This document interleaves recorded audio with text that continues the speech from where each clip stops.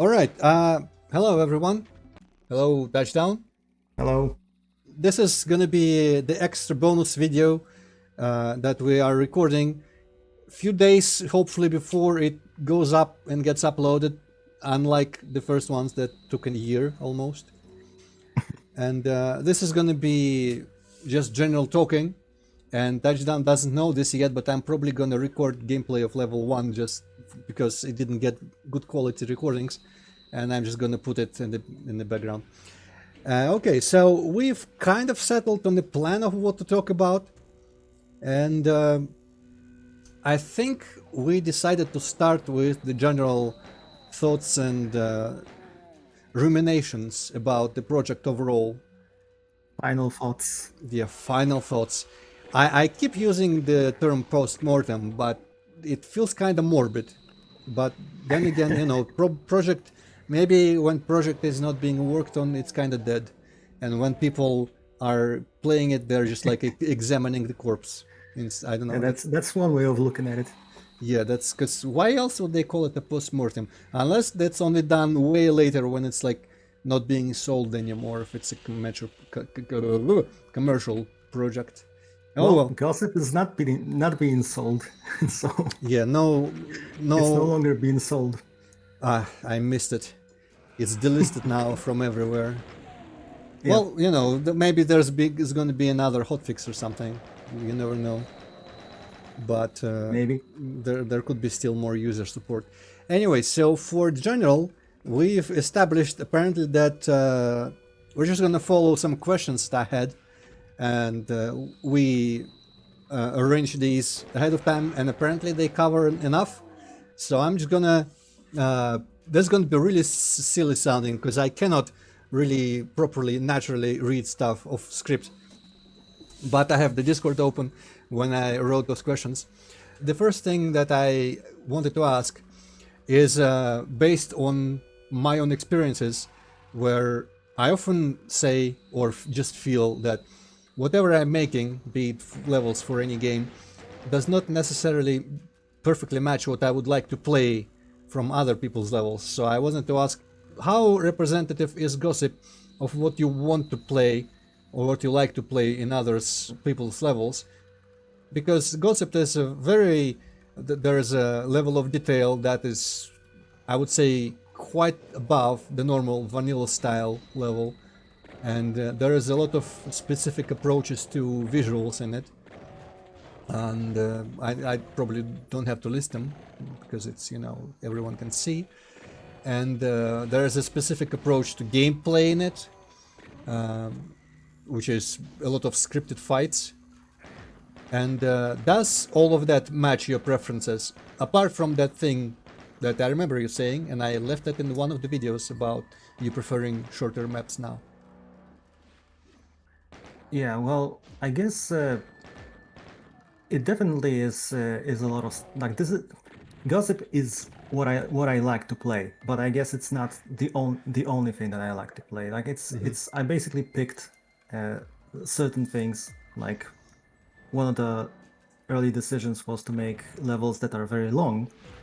So obviously that doesn't mean that I only like long levels, but it's just like. Because I remember you saying that, what you said before, you said this in the past as well, that your project does not really match what you like to play. What you like. You would complain if somebody did what you're doing in your. Absolutely. Like, so that's not the case for Gossip. It's like this is, I like playing stuff like this. The combination of non-linear and those, like, you can say, scripted fights, set pieces. That's something that I thought was. I always enjoyed that kind of gameplay, but yeah, that covers a lot of what I like to play, but definitely not everything, because some things were just not really appropriate, I guess, for what I wanted to do. I still wanted to kind of stick to this run and gun gameplay of Doom, not really doing like. There are some parts like the mazes or whatever that are a little bit off the beaten path, but in general I wanted to not stray too far from the original gameplay in general. You know, it would be funny if you just made one of the hell levels pure platforming and no combat. Yeah, well, if only I made that. Yeah, or a big maze. Because honestly, like, specifically, I wanted to ask about combat actually. Because it's. I don't remember if you said anything about this very specifically during the previous recordings, but was it a very conscious choice to make most of the combat be scripted in like arena-like environments and not too much like too heavy incidental combat? There's, you know, Roman monsters are just kind of okay. We're here to be shot quickly without too much fanfare. Or was it something that you just were more comfortable with designing and felt like, okay, I can do this and make this fun, so I'm going to focus on this approach? Yeah, well, there's a couple of reasons for that. First is that I'm a control freak, and Um, I like to have I like to have fights where like I more or less know what the experience is gonna be, which is obviously not the case when you have all those large areas with monsters randomly roaming around, and it's definitely more difficult to like make something that's because Doom you are very fast, monsters are very slow. If you have big environments, it's not that easy to make something interesting with that because it's you can always just outrun everything, run away, and when you have a like a specific lockdown, like a scripted fight set piece, then it's like I have more control over what's gonna happen and in what order. So that's one aspect of it. The other one is that I just had a lot of fun making those fights, just quote unquote scripting them, figuring out like, okay, this is the first wave, the second wave, then something else happens. It was just, I guess I went a little bit overboard with it later on because I had just so much fun with it. I was kind of pacing myself early on. There's a lot of still just roaming around and exploring, which kind of goes away in the later levels. But yeah, that was definitely very fun to make, and I just never got tired of it. But also, yeah, it's definitely also the thing that is it's definitely easier to make something, you know, specifically challenging with when you lock the player down in a certain area rather than just having them roam around. And it's yeah, I can understand why a lot of modern games do this, where they just lock the door, and you have to fight because that's definitely a lot more convenient to do. That's if you try to do like a specific scenario, rather than just letting things in the entire level just live their own life. yeah, I was entire time you were saying that I was thinking, people, this is how we get Painkiller and then Doom Eternal and all of that instead of the good old-fashioned. I guess it is definitely true that for a proper challenge, one of the more obvious things is to make fights like that, and they're very fun. But it depends. Everyone views Doom differently because I usually always say that for me, Doom is a game more about punishing a collection of small mistakes that you accumulate over time. All right, I guess we've covered that. Oh, I guess specifically about I wanted because just a clarification about graphics because I am always wondering. How do you feel about much simpler graphics, like vanilla style graphics and detail wise? I kind of love them. Oh, so I well, when it comes to like uh, if gossip like matches what I like visually, uh, well, obviously I made it exactly the way I like it, but I mean for boom compatibility because that obviously has higher limits. But here's the thing, like first of all, I very much like simpler like vanilla style projects. Like I always bring up Deathless as an example. But that what was the other project that you liked? Time something. I feel like it was WOT, but I don't remember. Whispers of Time, maybe, or maybe that was. Whispers of Time, yeah. I So might be that's mixing it up with the Whispers of Satan, which was different. yeah, definitely not. Yeah, Whispers of Time, or Whispers in Time, or something like that. Well, I wasn't a huge fan of that, but I'm I absolutely like visuals like that in Doom because that's very nostalgic, and I'm always really impressed because I'm kind of a perfectionist when it comes to visuals in Doom, and you know when I do stuff for my own levels, I just go all out, and I like everything that I can see. I just fine tune as much as possible, but so I would definitely never be able to do like vanilla style levels, and I'm always impressed when people make something that looks pretty cool, but it still is within the original limitations. I don't know how people do this, but it's always very impressive to me. And as far as more, shall we say, advanced graphics like that are in MBF or Boom or something, I it is kind of the case where I'm far more critical about my own stuff than anybody else's. Like unless something is just downright ugly or broken, then like if there's like I look at something, it's like yeah, I could have like this could have been done a bit better, but I'm not gonna like obsess over this. It's gonna be like as long as it looks okay overall, then I'm not gonna complain about it. But when it comes to my own levels, like I'm gonna nitpick absolutely everything. Yeah, relatable. I definitely understand what you say about wishing you could just let go and have the courage to map with the vanilla style visuals. I feel like as soon as people for the first time realize that, wait, we can do things more carefully. Like, I always think of Doom 2 and just all the instances where a whole sector had a ceiling with the lights texture that was repeated across the whole sector, and at the borders it was completely cut off everywhere, you know, sliced in half, Yeah. and no one cared. And I think people started caring as soon as we realized, wait, we can actually spend extra time and make sure that the lamps don't get cut off. Which is, they just literally, I don't think they were thinking, or I guess Sandy, maybe most of the time, wasn't thinking about that too much. And I think it's probably impossible to go back to that level of genuine, just like, okay, I don't give a toss.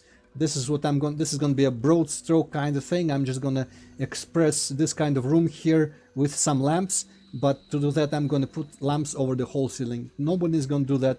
I think genuinely, people are going to do that intentionally to mimic the style of old levels. Yeah, well, I think it really comes down to the fact that like something that maybe people forget about often is that Doom and especially Doom 2 were made very quickly. I Yes, mean, like Doom 1 came out in December 10th in 93 and Doom 2 was like October in 94. So that was less than a year for this entire thing to be made. And they were doing other things at the same time. So, you know, like yeah, that too. I think Crunch. a lot of stuff was like kind of a necessity because it's like they couldn't just spend an insane amount of time on those levels, and that's why I think the Deathless was kind of like what I liked about the vanilla projects, like the Doom 1 vanilla projects, because Deathless was for the most part comprised of speed maps that Jimmy did like he did like the entire episode in a week or something, and I think that this was why it felt so old school to me, because it's like he didn't like. I mean, obviously he added some stuff later aside from that initial speed mapping phase, but like the fact that he was not spending like months on every level, that definitely made it feel like it was kind of closer to the original levels. You know, that's a good point. I guess maybe I was kind of wrong. Maybe that is the way to bring that style back. To just give people a lot of time limitations and make them crunch. Like, okay, you're not allowed to just sit on your levels for a year and just look at them over and over and find new small things that you can improve. You just make it and you just put it there and it's released and it's done. People can see it. But I also just wanted to wonder, I don't think even though some of those, shall we say, quirks of the Doom 2 maps definitely are explained by the time deadlines and the crunch and whatnot.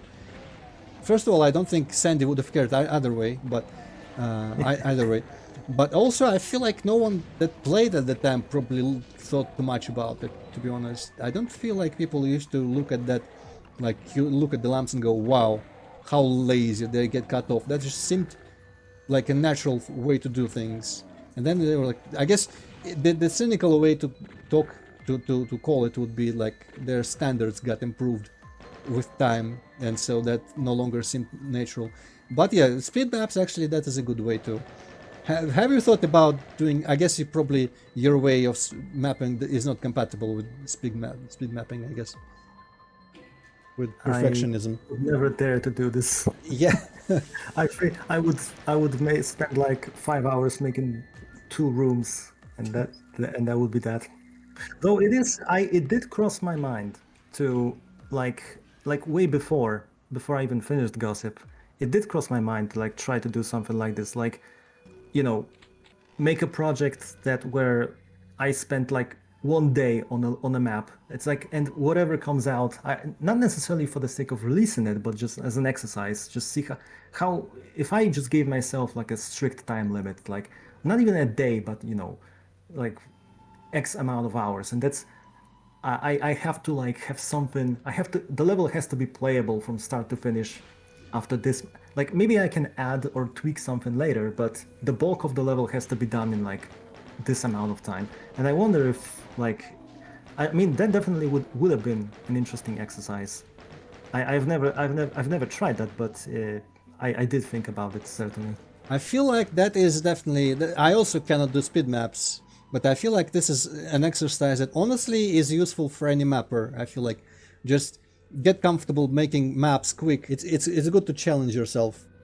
Speaking of, I guess this would be a very convenient way to tie one of the questions. I'm gonna see if there was specifically a question about. Oh yeah, there we go. The second to last question was, any big lessons you learned from watching people play your levels? And here is where I actually wanted to share what my ideas were for what I could guess that you learned. And that's just from what I remember. I think it's just two things that I can name. Thing one, stop making timers, and thing two, stop making progression triggers, just like line def, walk over line defs over some ammo or something that you cannot be 100% sure everyone will definitely want. That's the two biggest things that I feel like I remember you talking about. Yeah, well, there are many, many lessons that I've learned, even as far back as, the playtesting. Because there was one playtester that actually was sending me videos, which was very informative.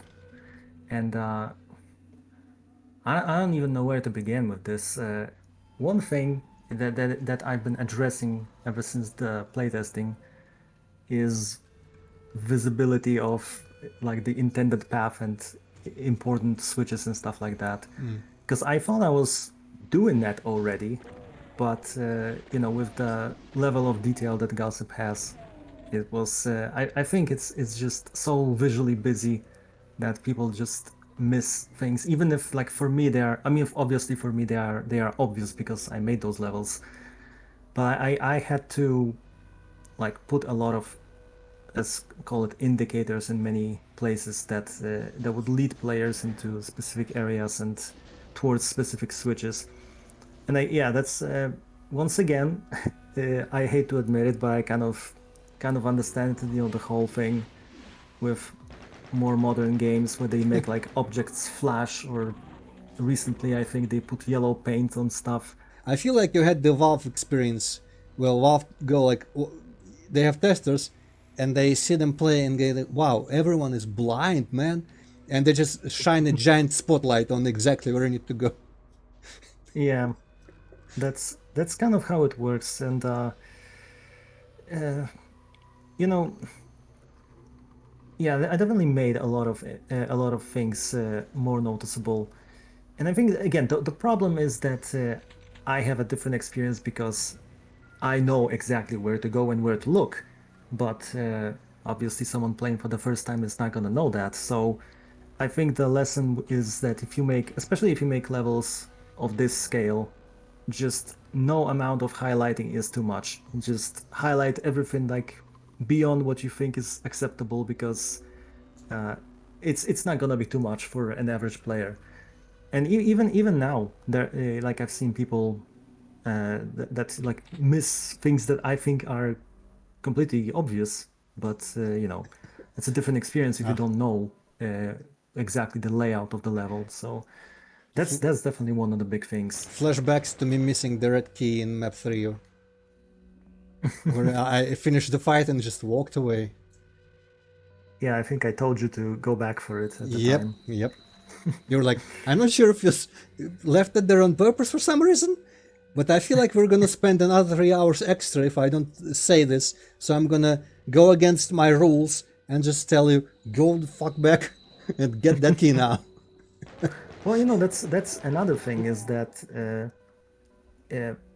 looking back, I should have probably made it so that that key does not lower completely to the ground, but it's like it's left on like a little like as high as possible so you can climb on top of it. Like the pillar is higher so that it would still be above the corpses. So again, that's another thing. Probably I should have probably addressed that.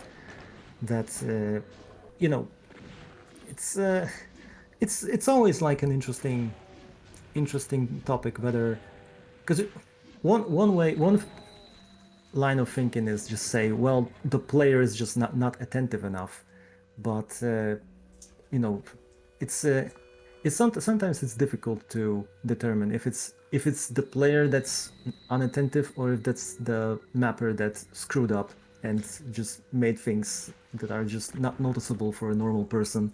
I think So people just either start off or slowly get very tunnel vision, especially in long maps, especially if it's a huge map. It's very easy to miss things because you're just literally looking at something else and then you turn around and you never looked at the direction where the one important thing was. Everyone does that, and I feel like it doesn't even require being a streamer or just recording it. You can play by yourself and still miss a lot of stuff because you just didn't, your eyes just didn't go there, and you don't scan the entire picture before looking away from every angle that you look at. In smaller maps, people will eventually get stuck and they go, okay, I missed something, go back, and it's easier to find because it's a small map. In larger maps like yours, where in map 5 you could walk around there for days if you miss something, I feel like you definitely should, not maybe go as far as, quest markers or giant arrows in the sky, but really, really make it so that it really jumps out immediately. Because also, remember all the cases where you told me, I don't know if you noticed this, I don't think there was a single time when I actually noticed whatever you're talking about. Like, something subtly changed in the background, like the layout slightly changed, some wall closed, it opened in another place somewhere. Like, I was paying attention, obviously, because I was playing, but I usually was focused on something like not dying. So, okay, any other lessons? well, that's something that I have addressed before even the initial release, which is obviously. Did you mention that like the when the fight starts by picking up something like a megasphere or something? That's people hate that. Yeah, I specifically say that because earlier today I was reading on iddqd.ru, and one person said that the person was recommended gossip in another thread because he was asking for big levels with like exploratory, and he really liked map 03, but he got stuck on map 05, and he said like he spent some time there, and then apparently he needed to approach some wall. I don't remember this at all, but he needed to approach some wall, and the only thing that drew him there was ammo that he didn't actually need, and when he got to that ammo, like some walls opened and he got attacked. Like, okay, I remember instances of that you said you're going to be completely removing, but apparently not all of it, and apparently you thought he would really need that ammo and he didn't. So yeah, that's I mentioned that definitely. It was very fresh on my mind because of that. I did mention that. Yeah.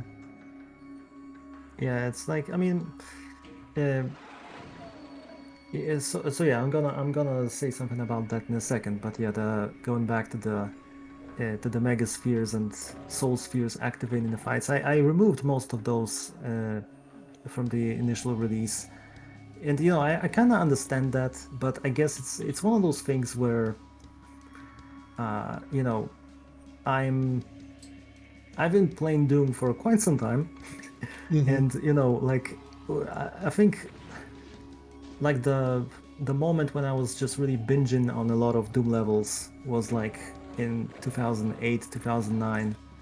And at the time, it was like a lot of levels had that kind of stuff. It was just given that, yeah, you pick up a megasphere, fight starts. That was not like a big thing. But right now, people absolutely hate that. And again, I can see the reasoning behind it.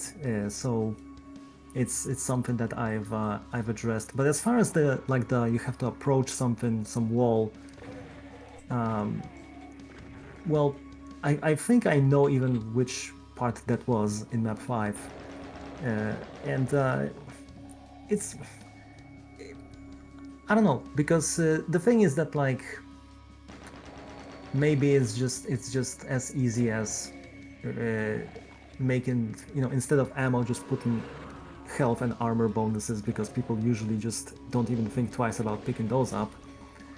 But in that case, it was just making, like, it was a trap essentially, so that you approach this wall with the ammo is lying there, and then the walls come down and enemies come from behind you. So that was the trigger, and that was supposed to be a surprise. But I guess, yeah, that's something to think about as well. If you do stuff like this, the triggers should probably be, like, relatively far away. Well, you know what I mean. Honestly, It's like they should. I feel like if you say it's a trap, I feel like there should be a clear separation. Like traps, activating traps should not be part of the progression, and that from the description that sounded like you needed to activate the trap to progress through the level. Now I would say, like, all the games do traps. Doom 3 does traps. Series M do traps. I feel like you should do traps separately, and anything that is needed for progression should just be a switch that people say, okay, this is switch, I should press it. Yeah. Okay, anything else, or do we jump forward to the next question? I guess one thing that was kind of surprising to me is the what I would describe as the modern play style, which is very much geared towards extreme efficiency. And that's always been the case. People have been like they don't use cells, don't use rockets, because they can SSG everything. But I feel like I've seen some people play Gossip that, you know, uh, it was like just recently I've seen a playthrough. I believe the username was Defers, and I'm pretty sure he played the whole thing. I'm pretty sure I've never seen him shoot a demon or a specter throughout the whole thing. He was always punching them all, Ah, even without Berserk. Because that's the thing, is that, like, in Doom, it's fairly easy to punch demons. And with Berserk, even the Hell Knights. So that obviously is the most efficient way to play if you want to conserve ammo. But this is something that, like, I would never do this, and I never design levels to be played this way. And in general, just this idea that again, it's a different way of playing. Like, when I play, I do not shy away from just, like, blasting something with rockets just because it's fun. And I've seen that people really like playing Doom these days in a way that it's like they will exhaust everything before they even touch the rocket launcher or a plasma rifle. And that was like, again, when you, like, see people playing this way, it makes you feel like, how to adjust your design, the design of the fights and design of the challenge in your maps, when you know that a lot of people play this way. And that was kind of surprising to me, that because again, there's a certain way that I play, and I designed most of Gossip by those standards, like the way I play. And when I see people play these days, like not completely differently, but in this like very efficient way, as I call it, like using melee a lot, relying on infighting to a great extent. Like when I see this, it's like I wonder, like if I knew that, I wonder how that would have affected, the fights that I created. Like I definitely would have made some major changes if I knew that this is how people play these days. So that was like a little bit of a surprise to me. So do you feel like you're getting closer and closer with each day to the designers when they were making Doom Eternal, and just okay, people are doing this, nerf it, destroy it. Now you've got no ammo for your fist. Your fist does nothing. You will play the way I want, or you will not play at all, or you will die. Do you feel like okay, now I understand where they're coming from? Maybe. Well, It sounds like it a little bit. well, there are definitely things that I mean, like again, what I said about like flashing objects and stuff like that. There's like, I still think that this should be done in a more natural way, but I can definitely see why some designers, like for actual commercial games, that just say, okay, screw this, we're just gonna make this, we're just gonna paint this yellow because otherwise people are gonna miss it. Like Yep. there are some things like that where the solution is not always clear, and ideally you want to let people play in many different ways. So again, it's not so much. I mean, designing towards the elite players obviously is not going to be the best way, because then the casual players will not be able to play this at all. So I don't know. Like the answer lies somewhere in between, as always. Well, this really reminds me of the things I think I mostly said in map oh 07, which I think with Doom, you want to be complete control freak and you just make every fight like isolated completely into a level, if you remember that whole gag about that, or Yeah. make levels completely non-linear and just abandon your ambitions of control. There we go, that's the word, ambitions. Because as also you said this, and that's a very good point, in Doom, I don't know, I haven't compared to different games, but it definitely sounds like it's true. In Doom, there's a lot of ways you can just do things more efficiently, or a lot of variation on how efficiently things can go. And you said specifically, like BFG, you can completely fuck it up and waste all the ammo, or you can shoot it very efficiently and just kill everything completely, like overpower, use so little plasma for so many kills. And Yeah. then there's infighting, then there's the berserk if you give it. And I feel like that is kind of the nature of the game, and I feel that steers the game, steers like people into designing maybe more open style levels. So I don't want to, because it's still fun, it still works, it really works. And if people want to make the game more boring, I guess there could be a way to warn them, okay, don't worry, I plant the ammo for you to shoot everything on sight without any of that boring stuff. You can do that, but maybe some people just enjoy optimizing, even if they don't need to. So I guess it's fine. You can let people have what you would say is like a lesser experience, maybe, or a different experience, if you don't look down upon that kind of gameplay, which I don't know if I do. But I preface it with that because Gossip still is very fun to play, and maybe some people would need to adjust the expectations. You realize how Gossip works, and then you just go to the same wavelength and you have a blast. But I feel like the desire to be in total control of how fights go kind of goes maybe against the grain of like the very nature of how Doom is made. But maybe that's just my interpretation because I just love open non-linear levels. So I'm biased towards that a little bit. I don't know. Yeah. So, uh, well, as far as just letting things kind of, uh, letting things go to be like letting the chaos take over.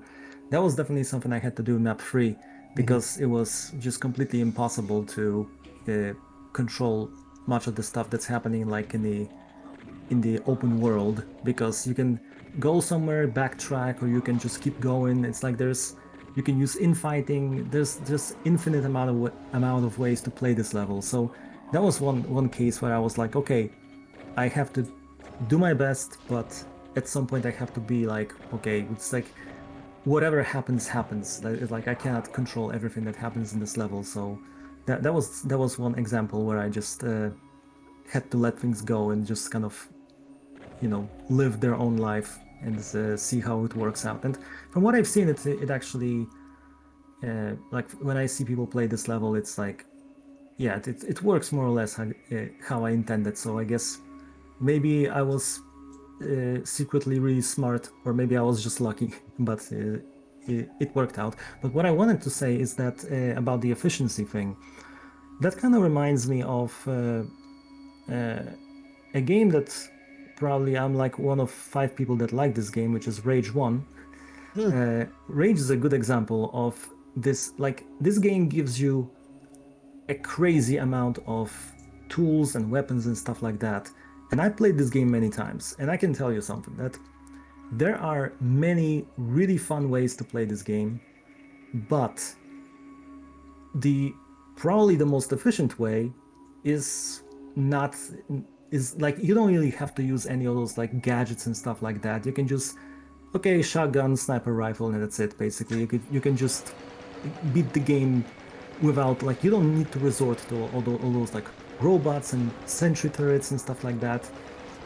So the point is that you can play this game in a very boring way, but you can also make it very interesting. And it's like it's it's an in, I don't know, it's an interesting design challenge, because I've also seen this in stuff the like the immersive sims in general, like Prey, the Arcane's Prey from 2017, where again, like because there are so many options, you can like the most efficient option is often not very interesting, and I don't know, it's probably very difficult to like balance it out so that you give people a lot of options, but at the same time, you like somehow make them want to try out those options, as opposed to just because if you pick just the most efficient way, then you just make everything boring. And it's like, is it the fault of the designers, or is it the fault of the player for picking the boring route? Like, I don't know, but that's what it reminded me of. That's like, I don't know what the solution is to that.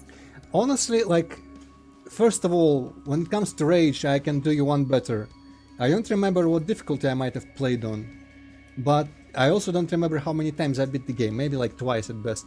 But I definitely remember that one of my playthroughs, I pretty much just used the fucking pistol, not even the shotgun and sniper rifle, because I think there was like good ammo for it or something, and also you could really abuse geometry, because I feel like collisions for like hit scan or whatever were pretty accurate, but enemy sight maybe was a little bit less accurate. So I really often just lined it up so that I could shoot through some fence or something and headshot everyone. I think it even had like a scope or something, that pistol.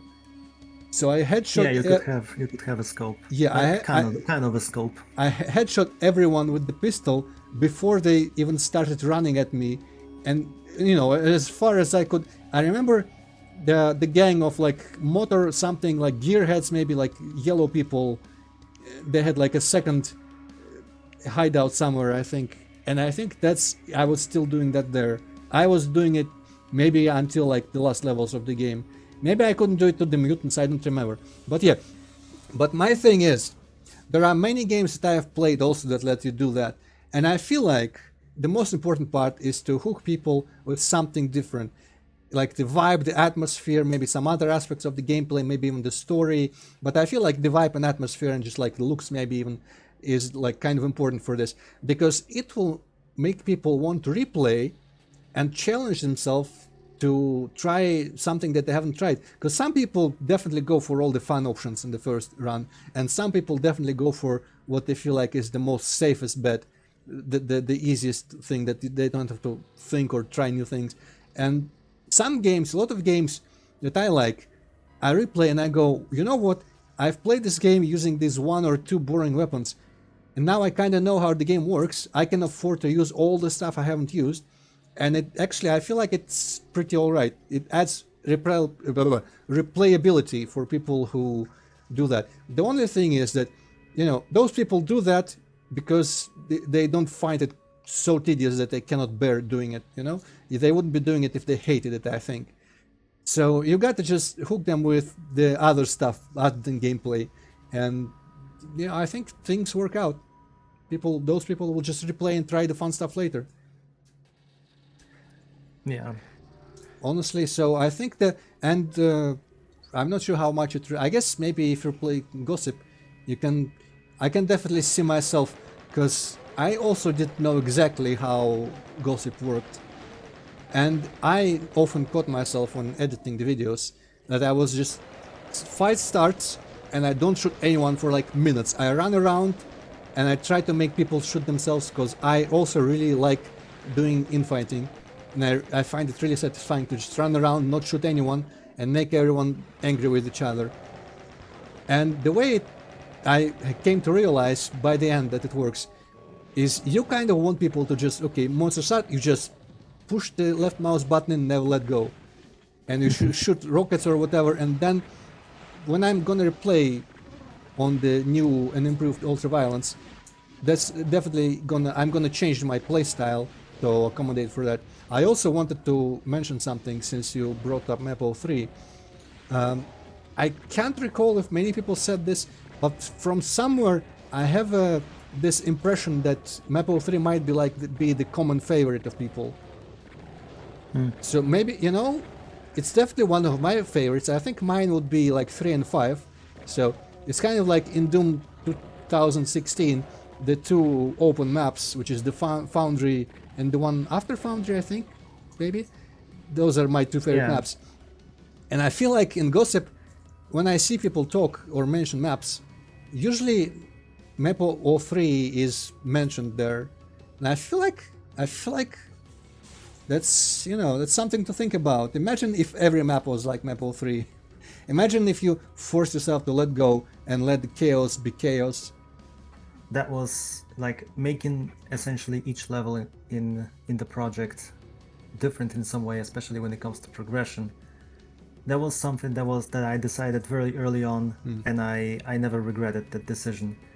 Because I like the idea that you have those very long levels, and every level is kind of its own thing.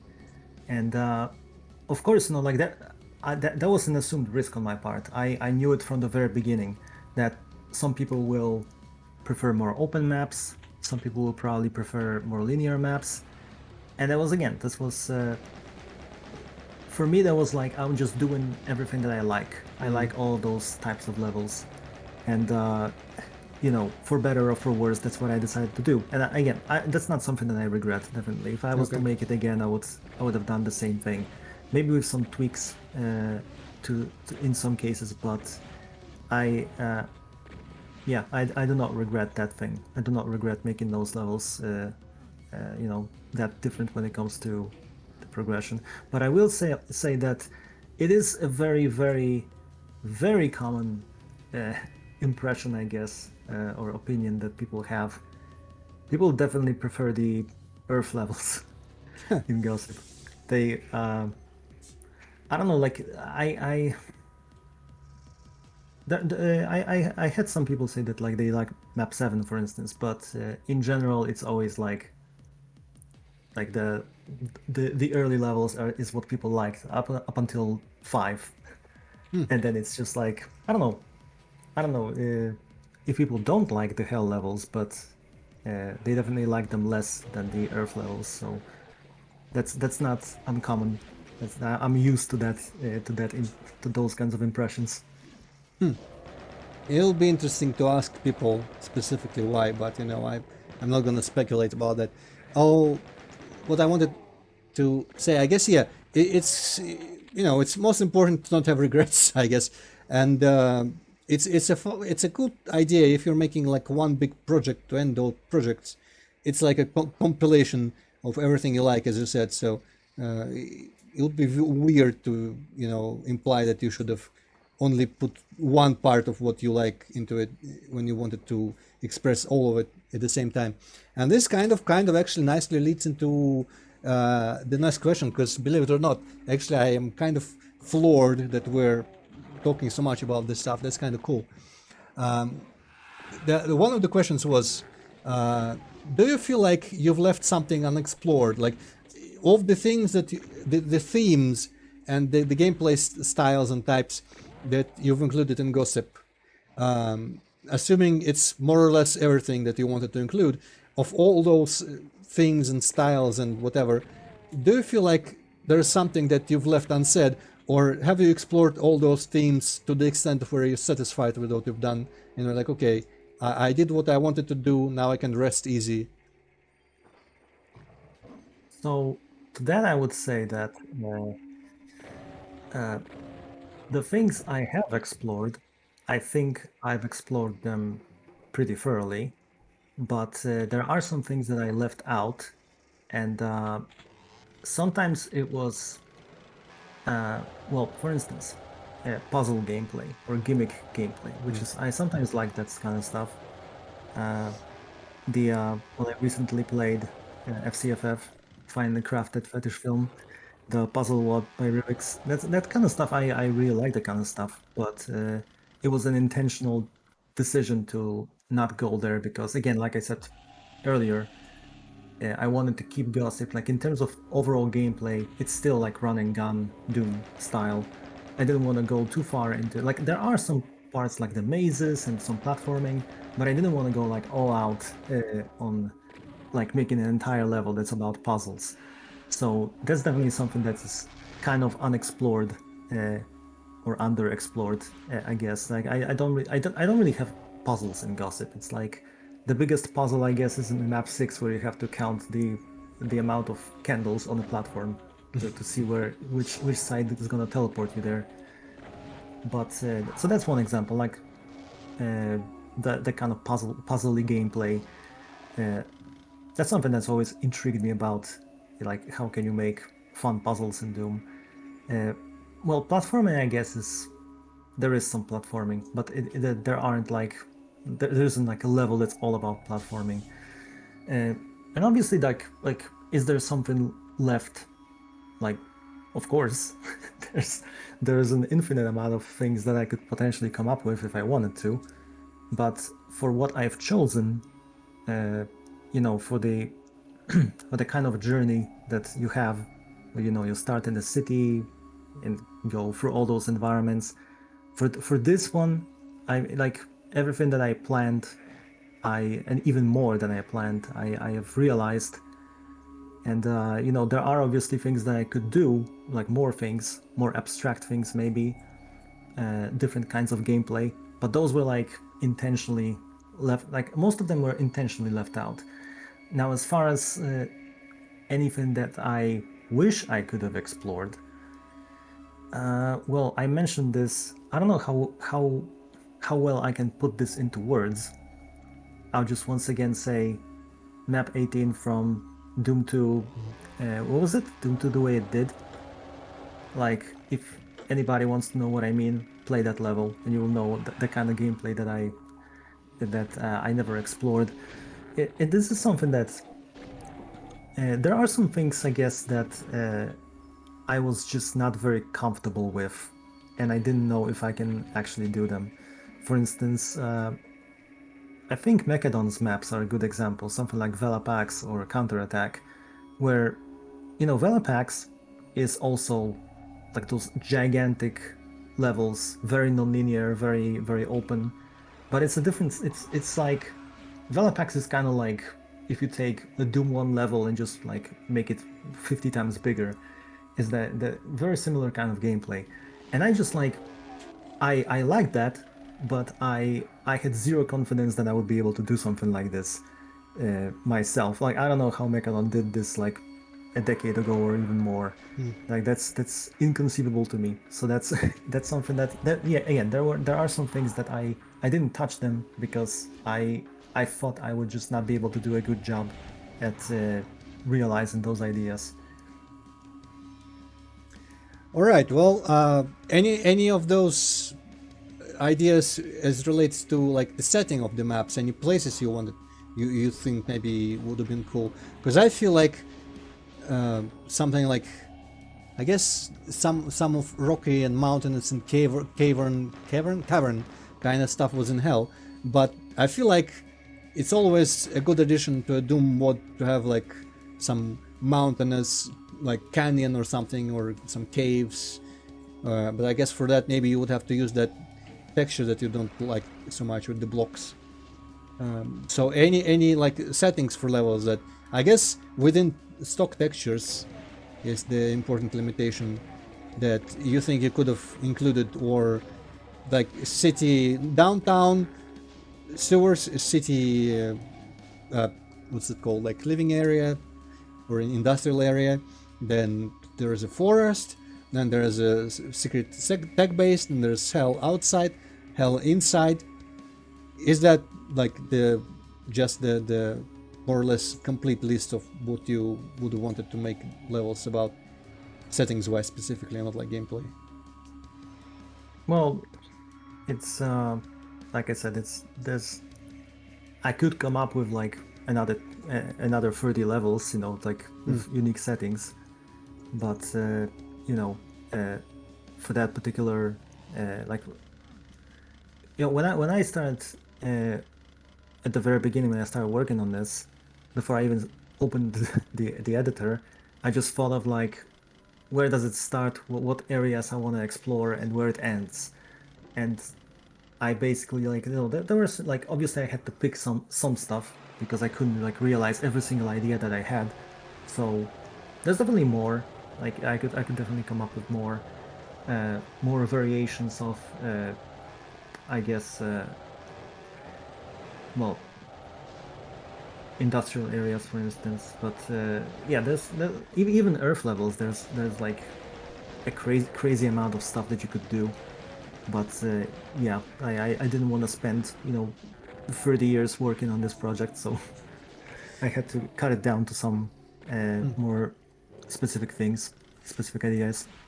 Well, honestly, I feel like it's telling how you say that you could have come up with more settings, which kind of means like, you know, if pressured, you could, but they weren't like burning a hole in your that doesn't really work, that saying, in your poke like in your brain. They weren't like itching to get out and be made. Like you made everything that they really wanted to make, like Yeah, like I wanted to have cities. Like that was a big thing. I wanted to explore. Like I really wanted to. I don't know if I've ever seen like, you know, Hell on Earth city levels done in Doom to my satisfaction. So I really wanted to do something like this. That was a big thing. I always wanted to do. I am always very opinionated about Hell levels. This is something that we'll get to. Uh, so yeah, that's so I wanted to do Hell levels that are like absolutely to my satisfaction. That I don't really have anything to like. They don't have elements that I don't like, that I dislike in Hell levels that people make sometimes. So yeah, there's like those were like the priorities there. Uh, the sector-based forest, of course, that's something that was kind of a crazy idea. No one should ever do this, but yeah, that was fun to do to some extent. But yeah, that's like, I mean, if I had infinite time and infinite motivation, like I could just keep going and just like make a whole megawatt of levels like this and just keep coming up with new areas. But again, I had to you know, I had to prioritize certain things. so I guess it kind of also ties with the some of the questions that were left about hypothetical situations, like if you were to make another project, and assuming you had, as you said, infinite time and motivation, or enough at least for it, do you see yourself like coming up or feeling, you know, inspired enough to make something different from Gossip, and what would it be? But you know, maybe you haven't thought about it, and that just means that, you know, you don't have to right now on the spot just come up with something. Just if you have, if you had ideas by now already, feel free to list anything that you think that would have been cool to have made maybe at some point. as far as like what I could make, and I feel like I should, maybe clarify this a little bit because I did say that I'm not gonna make anything else Yeah. just ever again. I kind of said that, and you know, a small clarification to that is that uh, I should have known to never say never because things may change. But other than that, it's like I would say there is a very, very low chance of me making another Doom project. Uh, I'm not gonna say it's zero, but Hmm. it's pretty low. But if we just like fantasize and just think like what could it be, it would definitely not be. It would be like the opposite of what gossip is in terms of scale, Hmm. because this is just like I don't ever want to go through that ever again. Ooh. Just doing these kinds of levels, especially that I also like shorter levels, so it's not like I only like levels that take like 7 hours to beat. But definitely that would be something that again, if if it ever happened, it would definitely have much shorter levels, more compact levels, just like snapshots rather than like, okay, here's a theme and let's just explore it as much as possible and then move on Hmm. to the next one. It would be more like just little snippets of like smaller ideas. Uh, that's definitely something that if it went anywhere, it would go in that direction, in like much smaller scale. Honestly, I feel like even though I myself, I think I still prefer longer levels, I would be extremely intrigued to see like the first half of Scythe, for example, like completely short bite-sized levels from you. Maybe you could even afford to go into slightly lower graphical level. I feel like mapping is addicting enough. I don't know, maybe you are so burnt out that like for years you won't touch it. But I feel like for Doom it's so easy and so addicting that for me at least sometimes you just want to go, okay, I instead of playing a game or something, it's not even like work, it's just like relaxation and fun. You just open Doom Builder and let it flow, as they say. That sounds a bit gross, but and I feel like, you know if you start feeling the itch again, you know don't fight it. I feel I would encourage, because I would very much enjoy playing some short levels now, from you, like that, for like Scythe, like really compact, kind of tight. The thing about like what you mentioned about burnout, being burnt out by this, that's definitely the case. And you know, uh, I think like uh, if I could go back to just this pure joy of making, just creating something without feeling like I need to release it at some point. I guess that like that could happen, that I could just like every now and then I would just like tinker with something, and eventually that something would grow and become something that's it's like it goes somewhere and it just takes shape. But I when I think about like starting a project, and I know myself that I will not be able to stop. uh, I will just keep adding things and expanding things. And when I think about just having another like project that's gonna take 11 years, then I just like I'm scared to even think about starting again, because that's just like that's one of the things that is kind of holding me back, I guess, is that I know myself enough to know that like uh, gossip is of course a good example of this, where uh, I mentioned this in our recordings, that map 3 is something that was not even in the original plan. It was just something that I just felt like I wanted to make a level like Comatose or Doxolomine Moon. It's like, yeah, let's just add another level. The same thing with map. Like there was supposed to be one hell level in the original idea, in the original idea. Then I separated the that level into two parts, and then I separated the finale from map 7 and just made map 8. So it's like, again, like if I have an idea, I just have to realize it. And so it's easy to say like well, this time I'm gonna make a small project. It's like easy to say, but I know what's gonna happen. It's just gonna keep growing, and like I'm gonna wake up 5 years later and it's still not gonna be even halfway done. And so I I have to be very careful about if and when and how I'm gonna approach something because yeah, it's fun while I just do it like casually, but at some point it's gonna start bugging me that I have all this stuff that's rotting on my hard drive and never gets released. So yeah, that's basically how it works for me. Have you ever thought about maybe like contributing a map or two to a community project? No, never thought about that actually. Maybe you should think I about I don't that. think. I feel like that's a good limitation. You got one or two maps, and you've got limited time, and you are limited to about the size and scope of to match what other people do. So it would be a good excuse to just do one or two small things and add there, and then people will go like, oh hey, this project, hey, I remember Touchdown. He did Gossip. He got CAC awards. Wow, cool. He made maps for this. I'm going to check it out. And this could be cool. I think you should consider. Even this is not my style. I don't know why I did it, but the only maps I have released at this point are parts of community projects. And Yeah. four of them I think, and I'm proud of like two of them, maybe two and a half, actually three, I guess. The focus from in them only, I'm kind of like, but the other Yeah, three, I've played all of your yeah, levels in those community yeah. projects. Yeah, I'm still kind of alright with what I did for Bedlam and the Chasm and the Living Ends.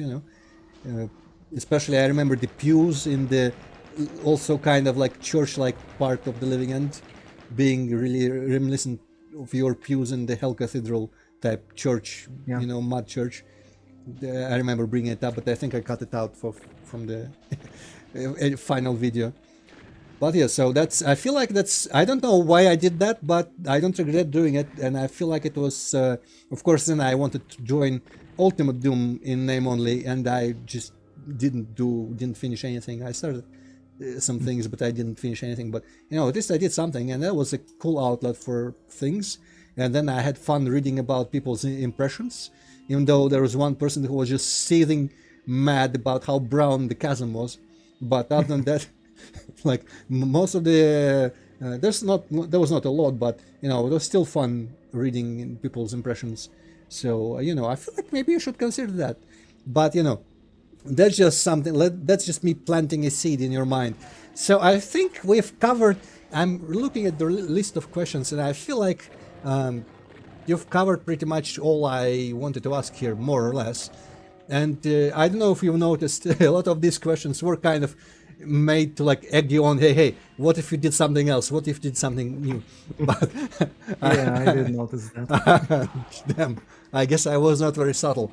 But honestly, like there's for gossip itself, we've talked about it a lot. We're going to talk about the help part, but we've talked about it during the recordings. But this kind of approach kind of allows me to just like what's the proper word, like dig into your brain a little bit and like prod around and like I guess hypothetical questions are always going to be like, what would you do in this situation? And that kind of allows you to show your thought process and that kind of like the approaches you take and what you think, like what your tastes are. So, but also I do really want you to make something else, man.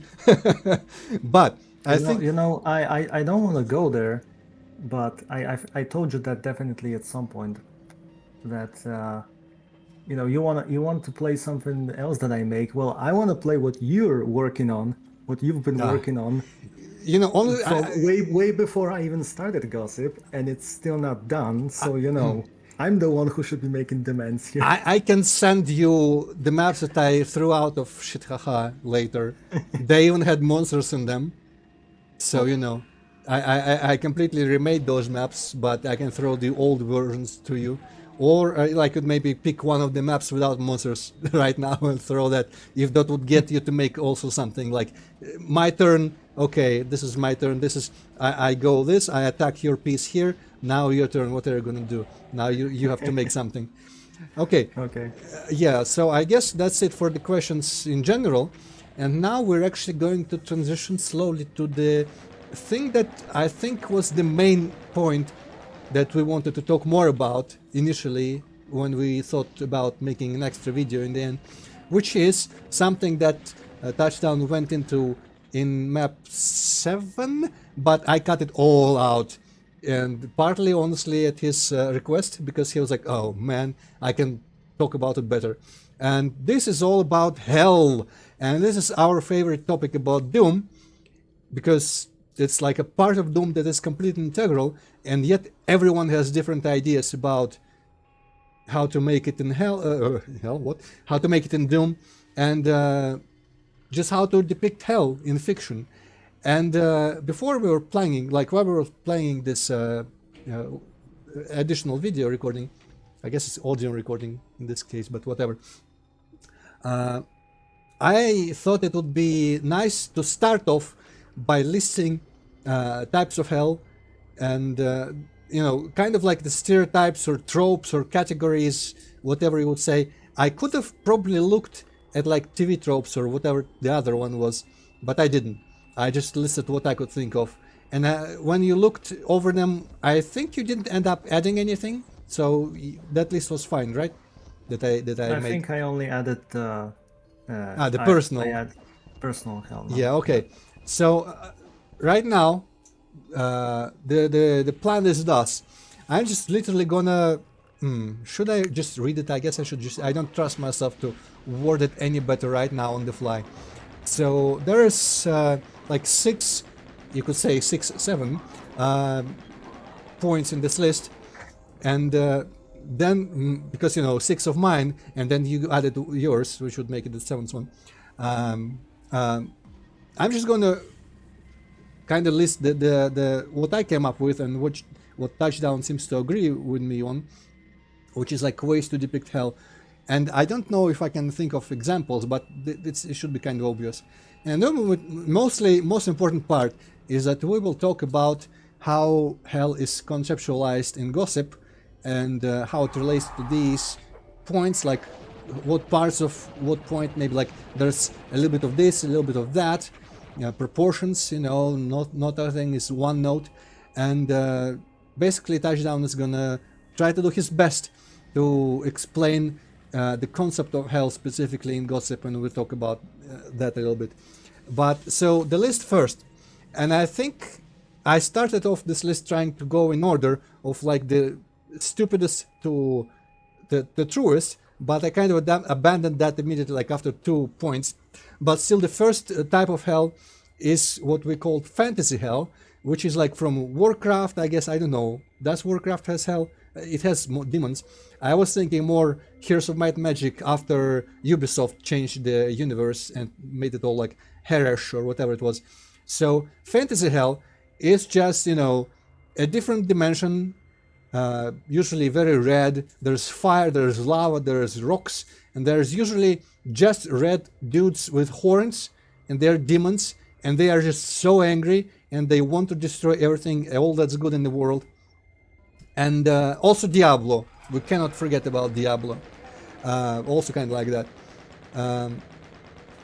It is possible that in that setting there would be kind of like a similar fantasy style heaven realm as well, maybe some angels, but I feel like no one ever goes full in on the actual religious like creation story or anything. There's no... Is there God usually? I feel like it's usually just angels doing their own thing. Anyway, so, and also something that can be applied to pretty much every point on this list is that optionally souls of people who die could go here still, and it doesn't really change much about the concept.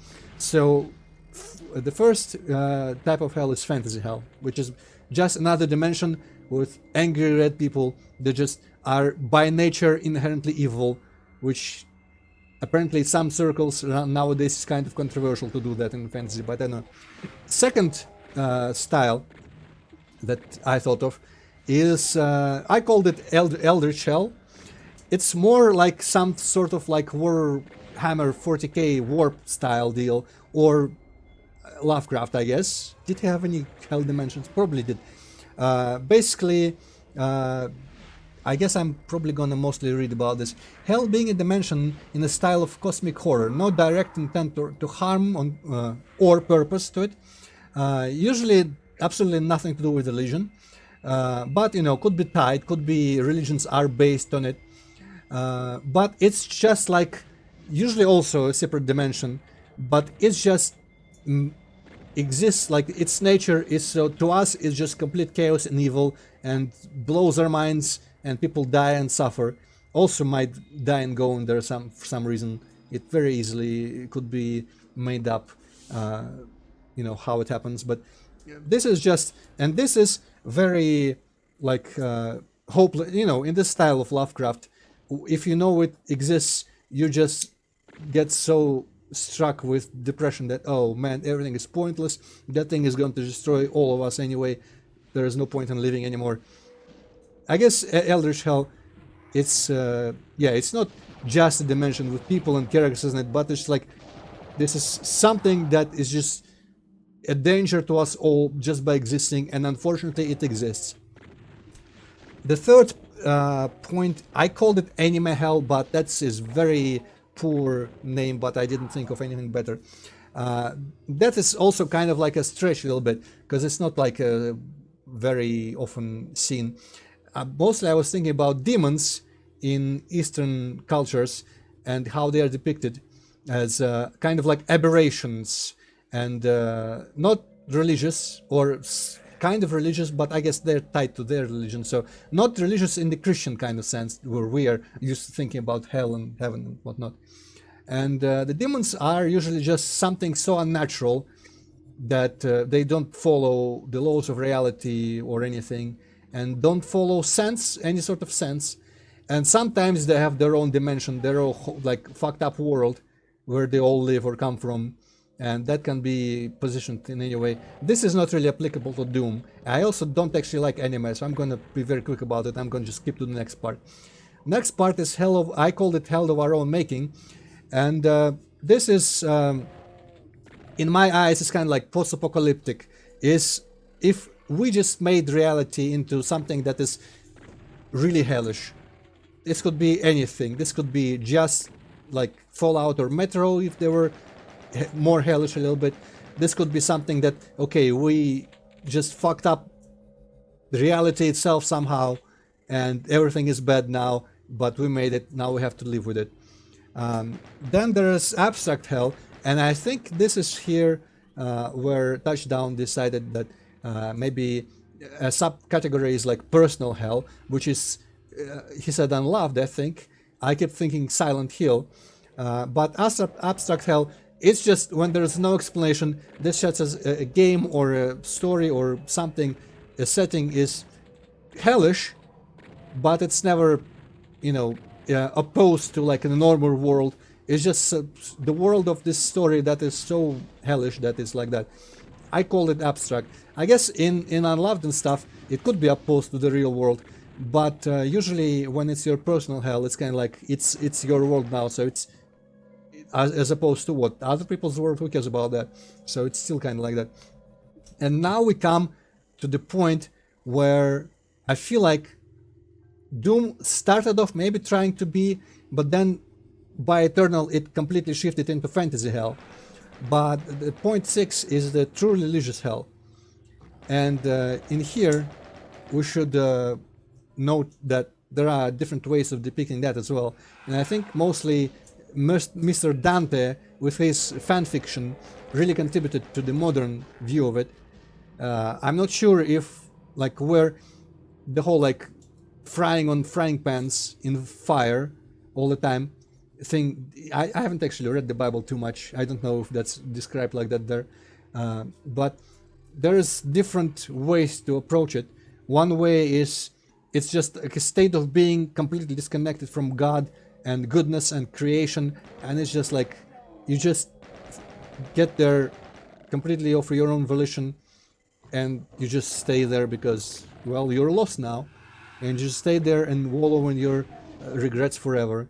Or it's a fun furnace where people are poking you with pitchforks and otherwise torturing you in ironic ways, which match all the ways that you were a bad person. And we could go into the role of Satan, but actually, I guess that's not too relevant. And I remember Touchdown said that I think you said that you don't really accept hell in a fictional setting if it is not at all religious. And I guess I am grouping here, apart from the religious point, I'm just grouping here a lot of settings that could be like cold hell because of how bad they are, but none of them are maybe truly hell in the sense that where the term originated from, which is religion. And now I'm very curious, like, talk about exactly everything about hell in Gossip, and if you can, for ease of access for us, try to relate it to these points. It's probably easier for you because the Discord has all the list, and I guess maybe I will even put the points on screen in the video as well, so that people can remember what I mentioned here. But okay, take it. What's the word? Take it off. Take it. What's the word here? Take it over? No. Take the reins. I'm gonna start talking now. Yeah, start talking. I'm gonna start talking. Yeah. So I definitely am not a big fan of what you called the fantasy hell, because I think that I don't know exactly why I feel this way, but I always think that if you have hell in your fiction, then it should be the hell, and the demons should be actual demons and not just like, well, it resembles like a good example of that is Doom Eternal, where it's like, yeah, it's hell, but really it's just like a different dimension that kind of resembles the religious hell. And there are angels, but actually they are not angels, they're just like aliens. And it's like, I feel like this just kind of defeats the purpose. Like, it's not even so much about hell being strictly religious, it's more about just hell being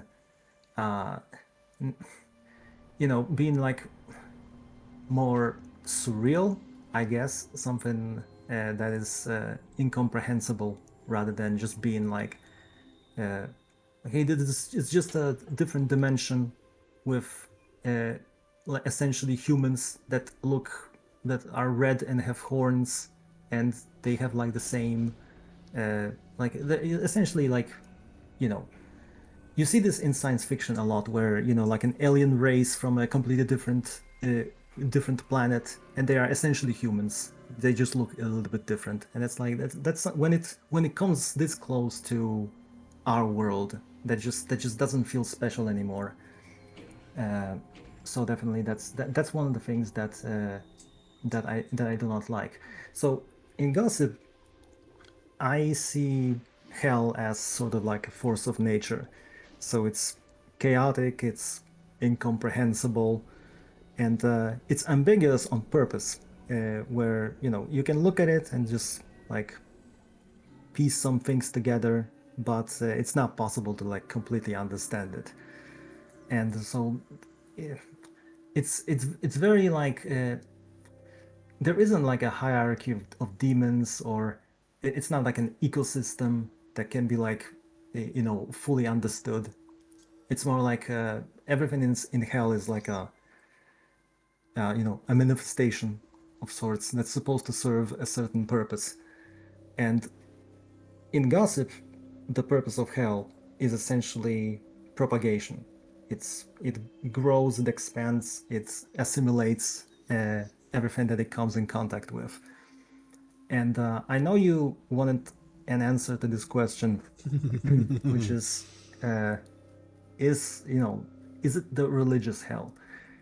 And the answer to that is, yeah, kind of, but I would say that the concept is the same, or at least similar. I remember where was that? It was one of the games by one of the titles by Frictional Games. They had this quote. It was like on some loading screen. It was probably a quote from somewhere else, but whatever. But the quote was like, the truth is like a sculpture, in the sense that one perspective is not enough to fully understand it. And yeah, so basically, from humanity's standpoint, hell is the place of eternal damnation, but it's not like its main purpose, because the main purpose is propagation.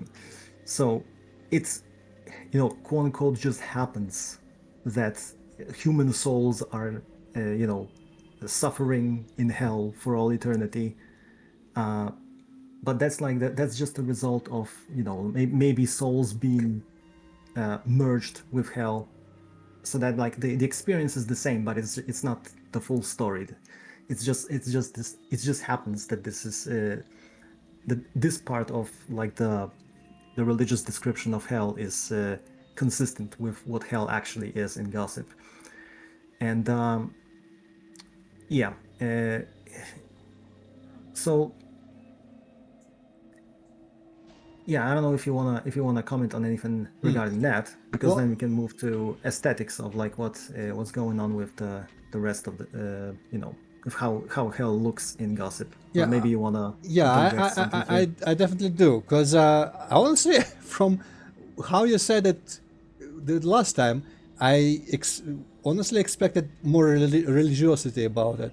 So I honestly, like from my list, I feel like your hell is just the Eldritch Hell then. It's probably I don't know if it's probably closer to that than anything else. It's like it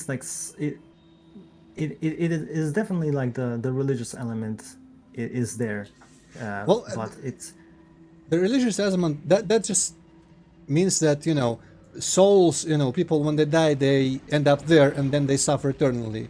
So it's not like, because what I understand by religious element is that hell was it's tied to the concepts of creation, God, sin, and godliness. And so your hell wasn't created or doesn't exist like as absence of God, wasn't created by God. Is there even God? I think that was one of your points. Is there heaven in the universe of gossip?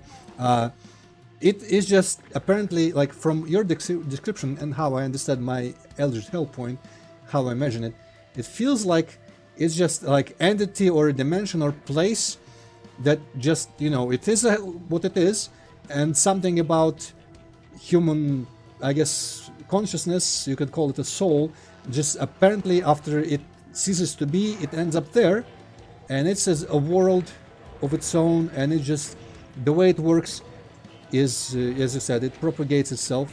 So, and I remember you talking about that it conquers and it subverts and it like subjugates and it absorbs and expands its like tool set. You're gonna go into that, I guess, with the aesthetics. And yeah. so I guess to me, the religious aspect there is just that footnote that I left, that every type of these hells can have the souls go there for one reason or another. And the true religion part would have to tie it into the other religious concepts. So I guess it's more, yeah, so I guess it's pretty much the closest to Eldritch Hell of our interesting. That's actually kind of simpler than I thought. Because I was mostly intrigued when you said that there was definitely a religious part there. I was expecting there to be like, okay, God didn't make this, or God made everything but this, and this is the part he forgot, or he made this specifically and now just does what what he expected, or something like that. And apparently it's just not there. So first, Well, it's not necessarily not there. ah, It's just not. I mean, yeah, I'm gonna get into that when I start ah. So it's not talking. like, If there, maybe it's not like specifically stated, right? It could be implied or something. Yeah. So go on. Original was yeah, the cosmology was in your kind of listing. This goes under after aesthetics, I guess. So yeah, go on, go next. I'm listening.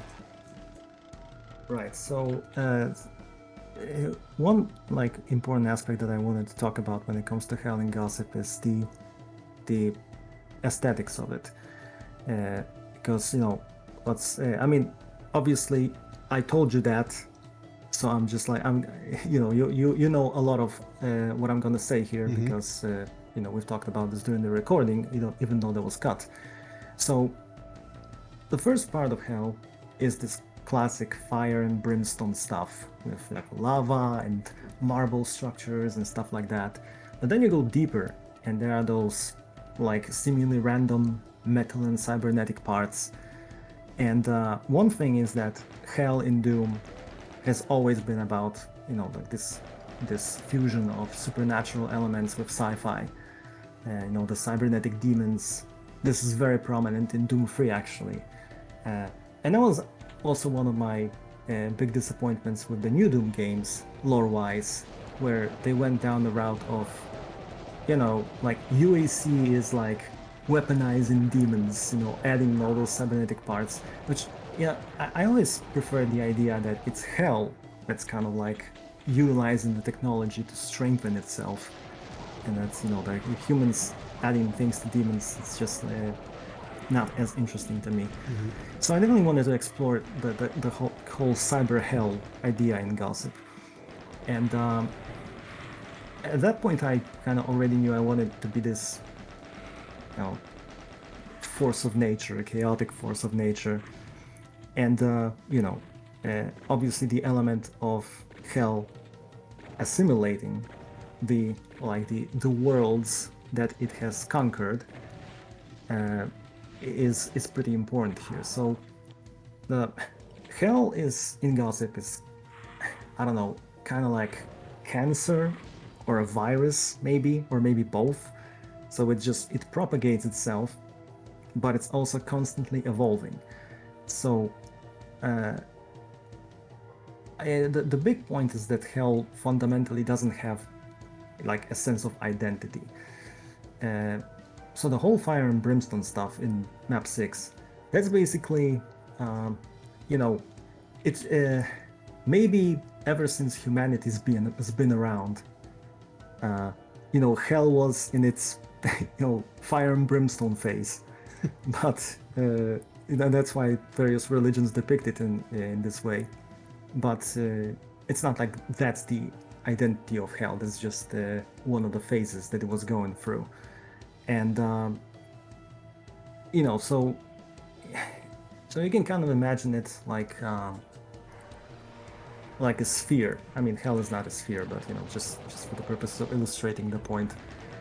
So it's like it changes from within, from the core, and whatever is in the center, it just expands outwards and takes over the outer layers.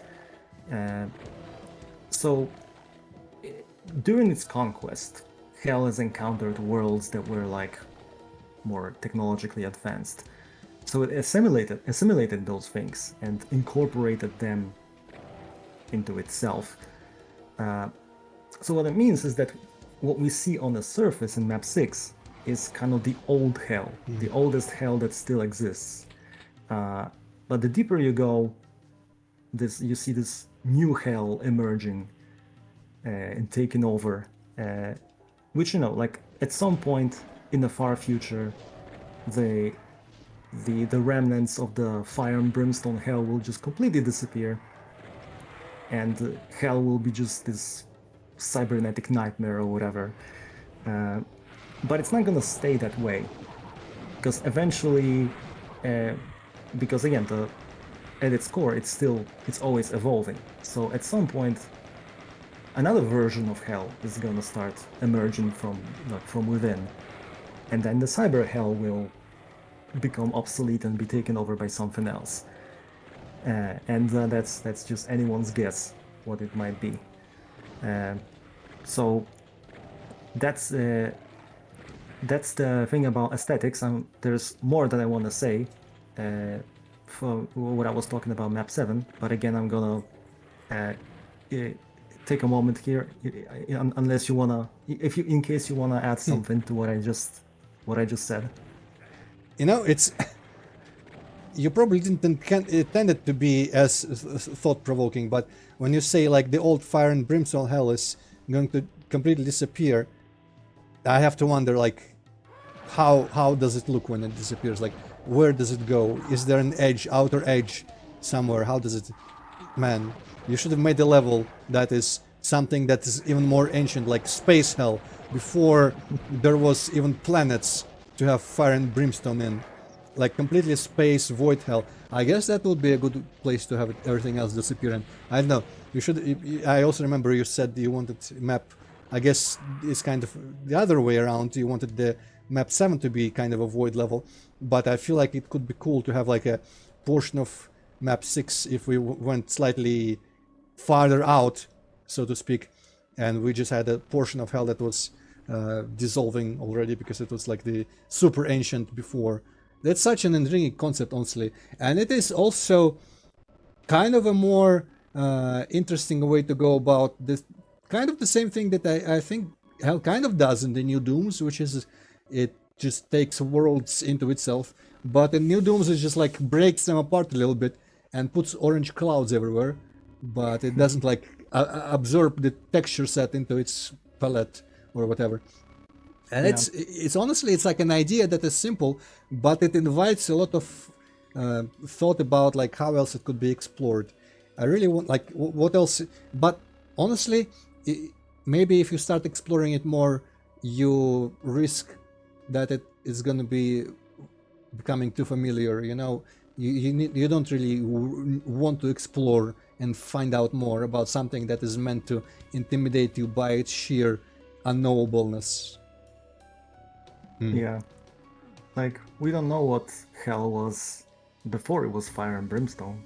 That's also like something that's probably it's probably better to not answer this question because it's like I don't know, like you start answering too many questions and it's just like it loses its uniqueness Yeah. sometimes. That just means, you know, you cannot do like 8 sequels because at some point you will have to start answering questions because we all know how series go. They can start out inspired and cool, but at some point people are going to be like, but why, but how, but who? And you know, in Gossip 8, it's gonna like you're gonna have like notable figures that got absorbed in hell and became demons or something, and you're gonna have general from another planet, like you know, from the lore. I'm just gonna mention briefly. From what I remember, my impression was that the warning that they got, that UAC got and was investigating, and it sounded like investigating that actually made them open the like slice a little bit the veil of hell, so to speak. I guess you called it a bubble there. I was under the impression that it came from someone else, some other people out there in space that got conquered before, and somehow they contacted us from inside hell or something. I don't know. That's how I read it.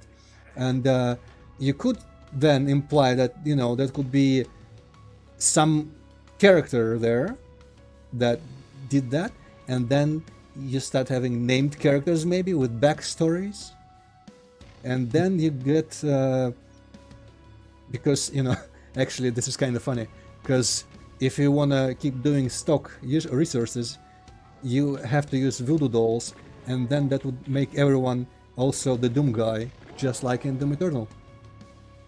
where, where Satan was there. Ah, maybe that's why. Maybe that's why he is Doom guy, because he is the original voodoo doll, whatever. So yeah, that's that's kind of what I want. Or he is just the second player start with the red color. Oh, anyway, I guess in your points here, you also had the point of the AI analogy. Did you feel like you? Yeah, so that's what I'm gonna go over next. Go ahead. Yeah, so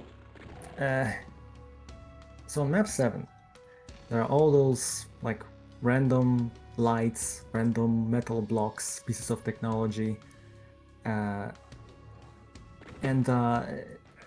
it's kind of interesting because I was when I was thinking about that, like something happened. Of course, Android already mentioned that something happened in the real world, something emerged, which turned out to be a pretty good analogy, and that something is AI. So when you tell an AI to generate an image of something, the AI doesn't really like have an understanding of what it is, because it can recreate it sort of based on like samples and stuff like that, but it lacks the ability to like really understand the nature of this thing that it's supposed to generate. So this is Hell in Gossip works kind of similarly. It essentially has unlimited capability of like usurping and assimilating whatever it encounters, but it fundamentally doesn't really understand it. And you know, it's not clear if Hell in Gossip is just a force of nature or if there's some intelligence behind it. But either way, it doesn't understand the things it's assimilating, or maybe it's not even interested in understanding them, it just absorbs them. So Hell, quote unquote, acquires new information by conquering worlds, doesn't really understand it, doesn't really understand the intent of the stuff that it's absorbing, but it's capable of like going through an infinite number of variables, because it has infinite resources, unlimited time, so it just tries out all the possible variations until it arrives at something that it finds useful. So the random cyber stuff in map 7 is like, a snapshot of Hell just going through all those variables. And I will admit that it's a very convenient excuse to have like completely like freeform level design architecture with like random pieces of metal just sticking out of stuff. But it does align with the concept of Hell just like figuring things out and trying to like create something that's gonna benefit it.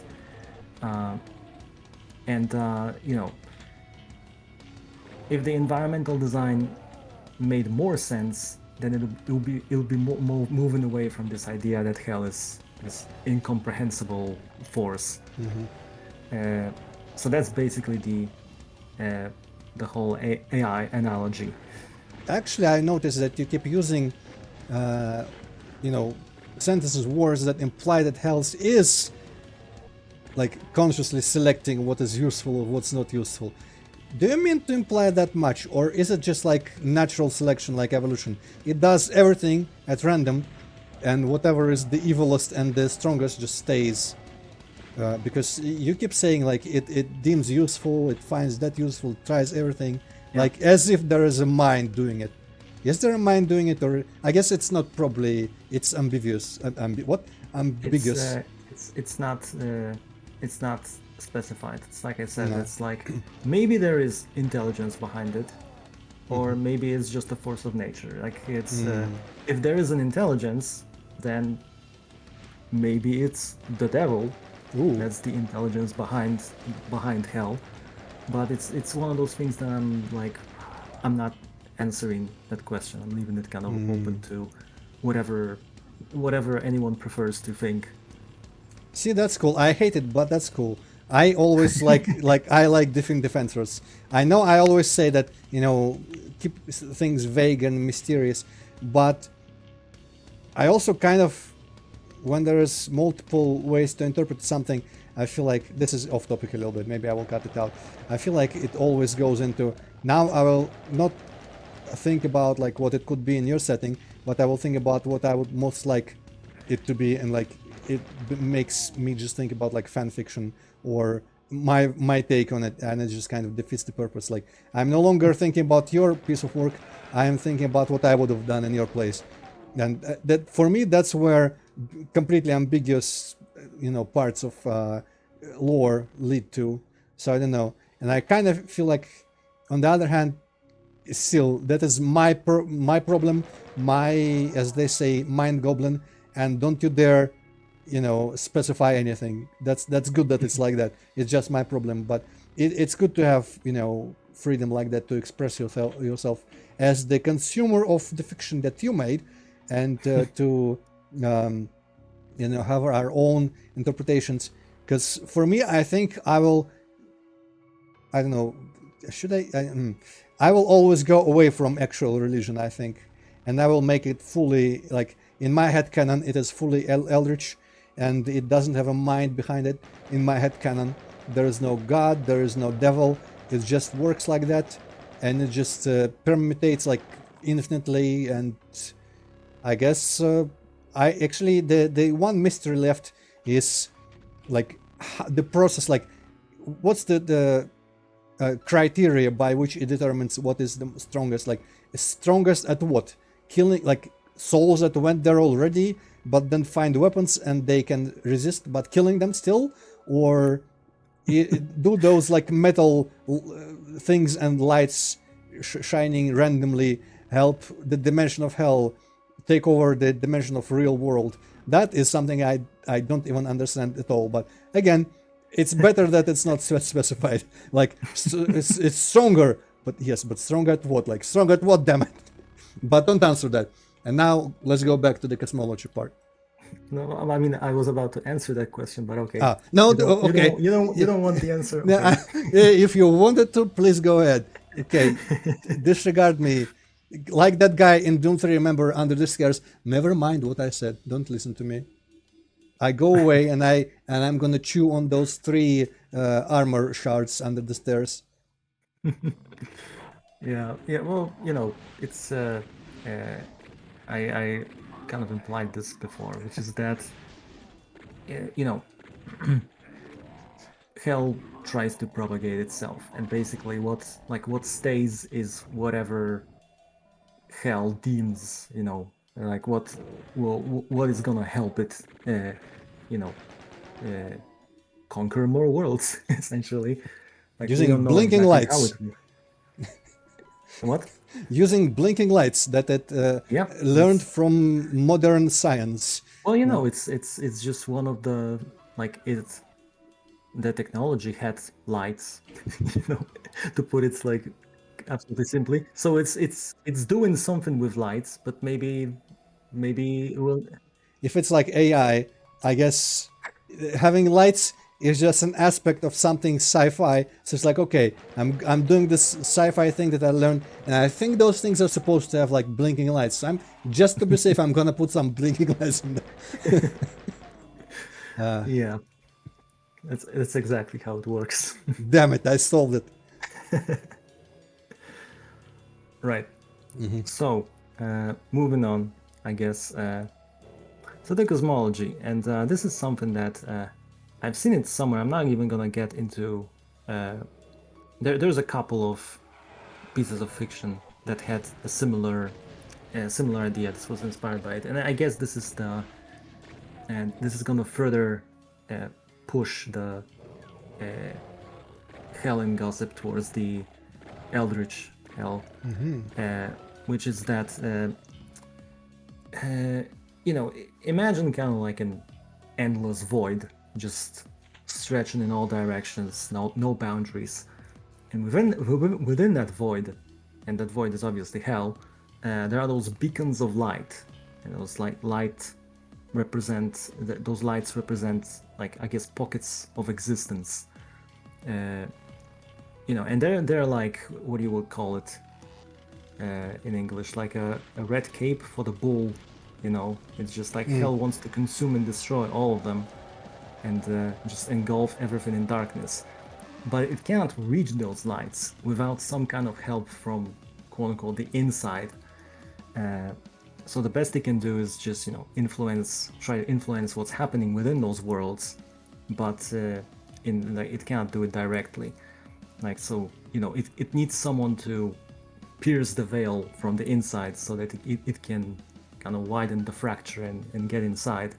So, like, the key element is, like, hopelessness, as like all life fundamentally already exists within hell, and hell is not some like distant dimension that's like hidden far away, but it's just everywhere. It surrounds everything, and like there's no escape from it. And the best that any of those lights, the worlds that exist within it, the best they can do is just like not break the boundaries and not let the hell inside.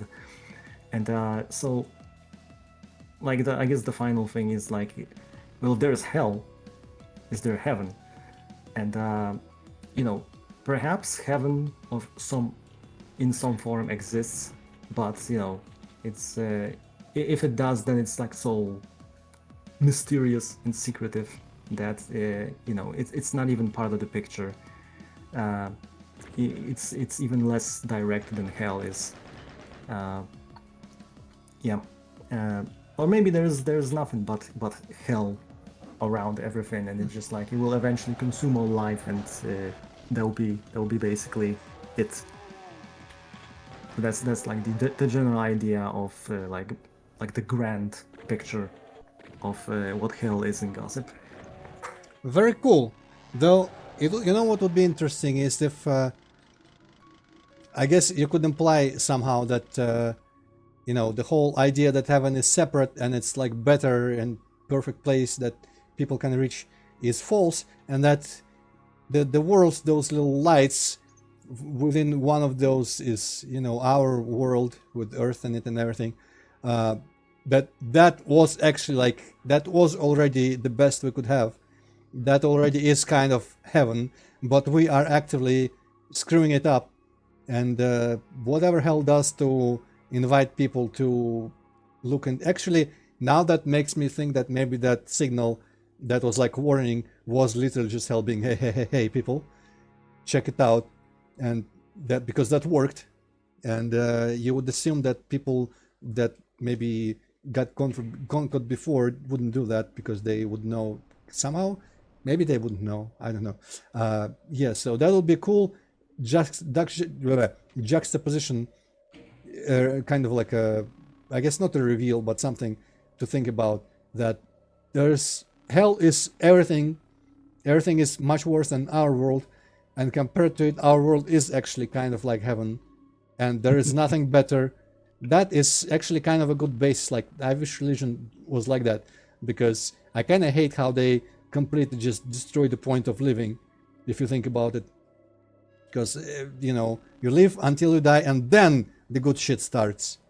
Like who the hell bases your whole belief is like that? Like you should be encouraging people to improve their living situation, not their like after death situation, because that is not guaranteed to exist.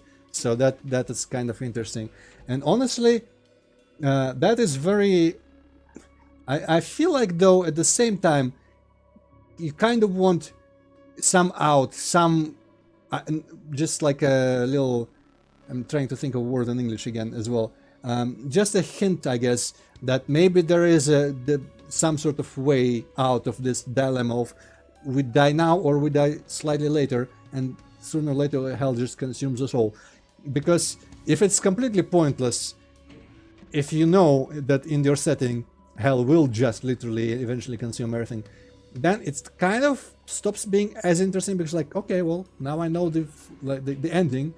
Okay, sure, nothing matters now. You know, I guess that'll be, but that works as if that is the ending. You're finding out, oh shit, that also kind of works. So yeah, that is very interesting.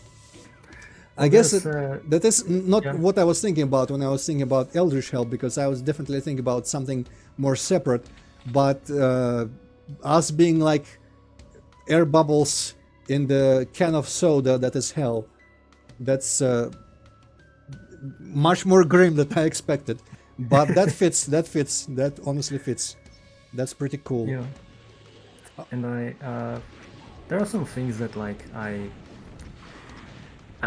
don't know if I should say or if I should just keep them ambiguous. Because for instance, you mentioned that the signal that UAC has received that was warning them of something, and well, I guess the implication on like at least in my mind, it was not a signal from hell. It was signal from somewhere else. There was a legitimate warning. So, and you know, and you have those moments like at the end of map 6, you know, like quote unquote divine intervention, like that. So maybe there is something that is like, you know, uh, something akin to like the good guys there, but it's it's that's as far as it goes in terms of lore.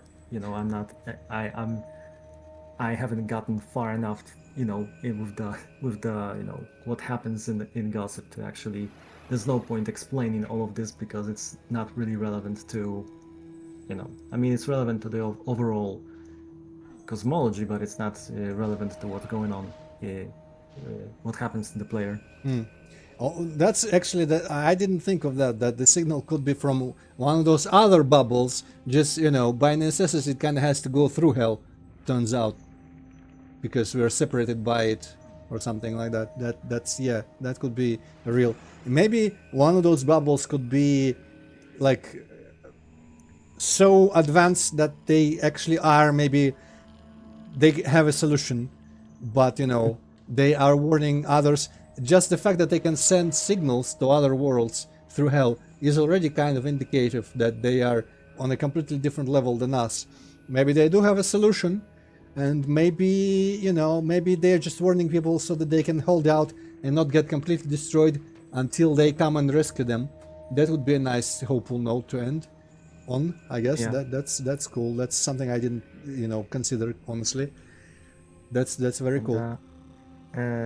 yeah, there's like one kind of general note that I Mm-hmm. think I should also make, is that because like somebody listening to this might be wondering, it's like why is there like so much thought put into all those things, for like a boom map set that doesn't really have any in-game storytelling, and like why is there all this lore? Why does this lore exist in the first place? I think I might have answered some of this during the recordings, but basically, like why does this all exist in the first place?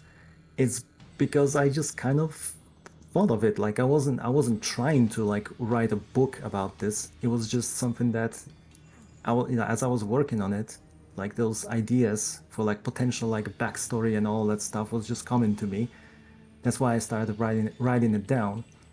And the same thing for all this hell lore is that I was just like it was just coming to me naturally, and that's why I kind of like in this recording I'm just like uh, you know compiling all of those ideas and thoughts that I had. So it's like, because again, somebody might be wondering why did I put so much thought into this? But it's like it's not like I specifically wanted all this lore to be there. It's just something that naturally, organically happened. Honestly, I would have accepted. It's just fun. It's just fun to think about these things, to be honest. Yeah, And yeah, it does happen naturally. Like you make levels, and you cannot help. I mean, some people, I guess, can just make random shit.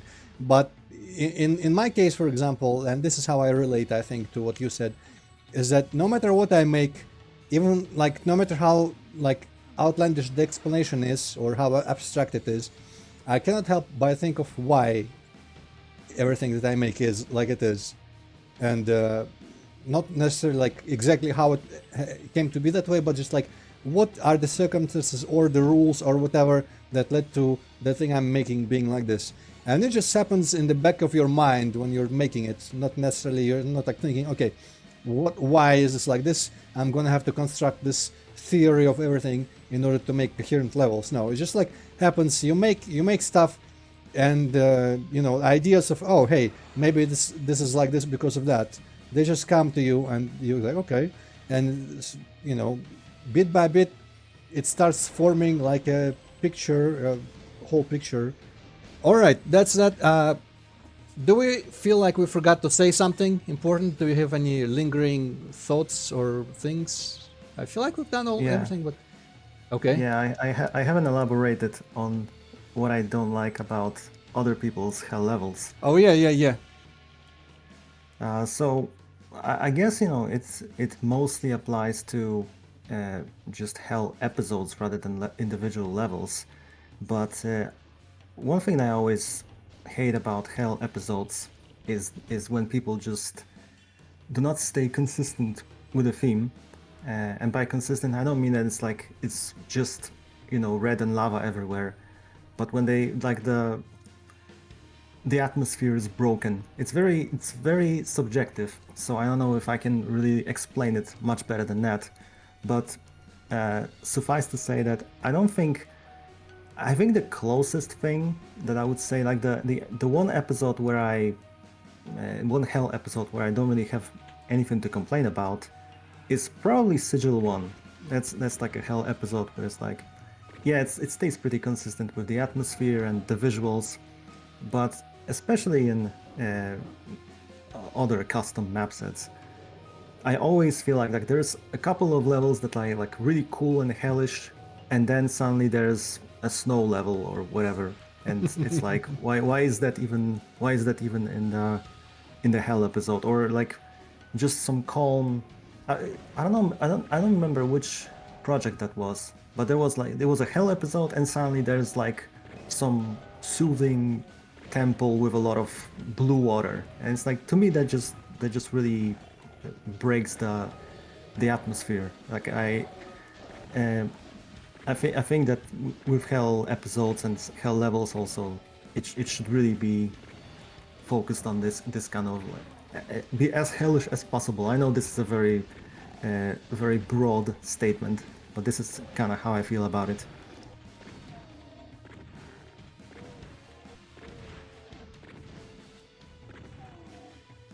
I feel like people like doing one episode about it and including several interpretations, maybe. To be fair, I feel like even the base Doom kind of was all over the place. I think the only original, like, old school Doom game with a hell episode that I really liked was Doom 64, because that hell was great. Doom 2 hell was whatever, Doom 1 hell was kind of whatever.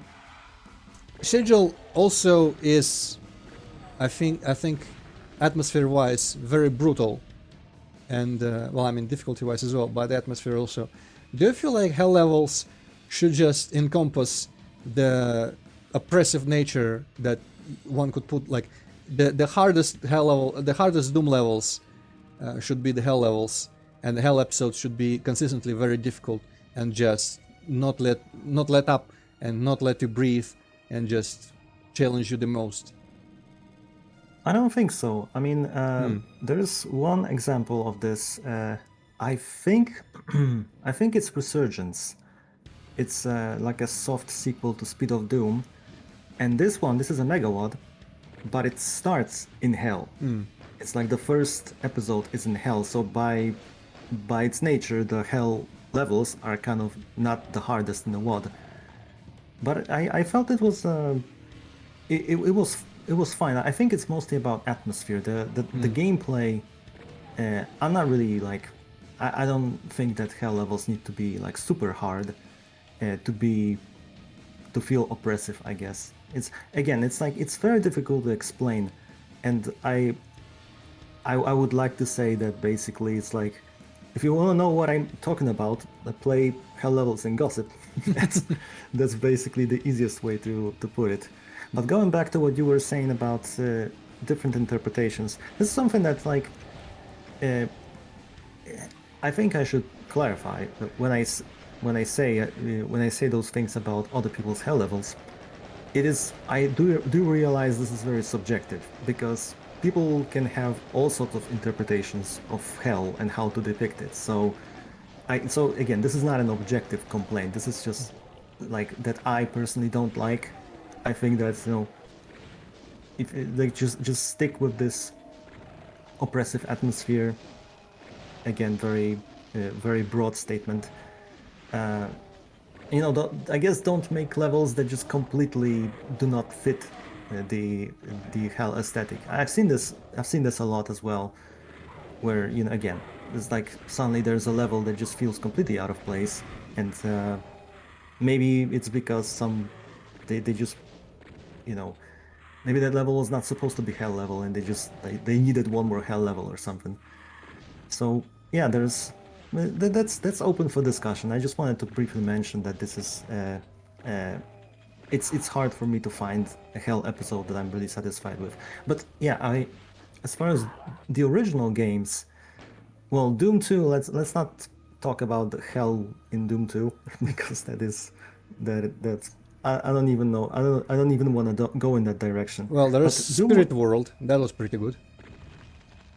you know, I don't actually hate most of the hell levels in Doom 2. I like Nirvana, which everyone hates for some reason.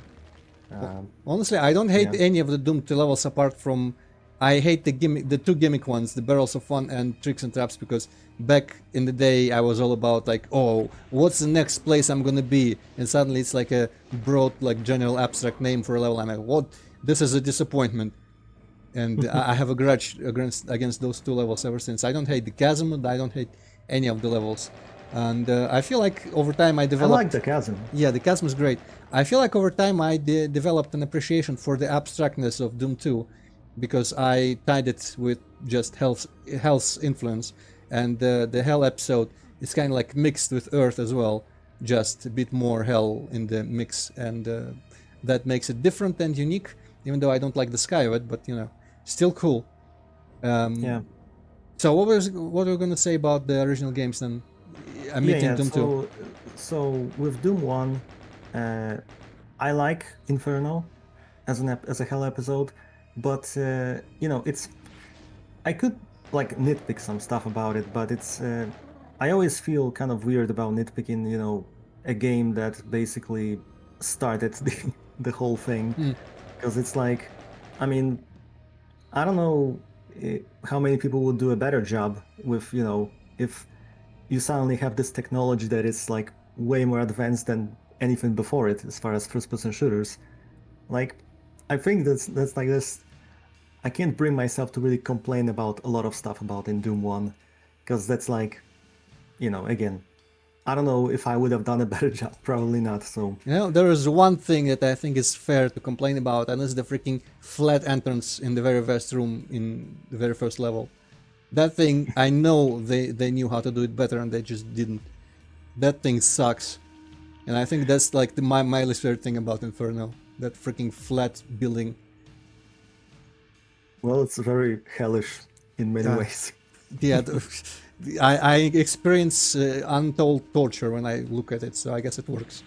And Yeah. honestly, like I feel like harkening back to my memories when I was playing as a kid on the SNES without many saves, I feel like Limbo was like a perfect final hell level because the combat was not necessarily the hardest thing, but just having to stretch all the resources you had, the health and the suits, while running around trying to figure out where the hell to go in the lava and in the maze, and then later where the order of where to go with the keys, the red keys, whatever.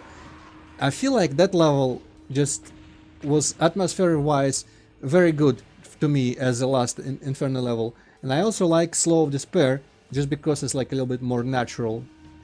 And I guess I wonder if we have controversial opinions about Pandemonium, because I'm like, I don't know.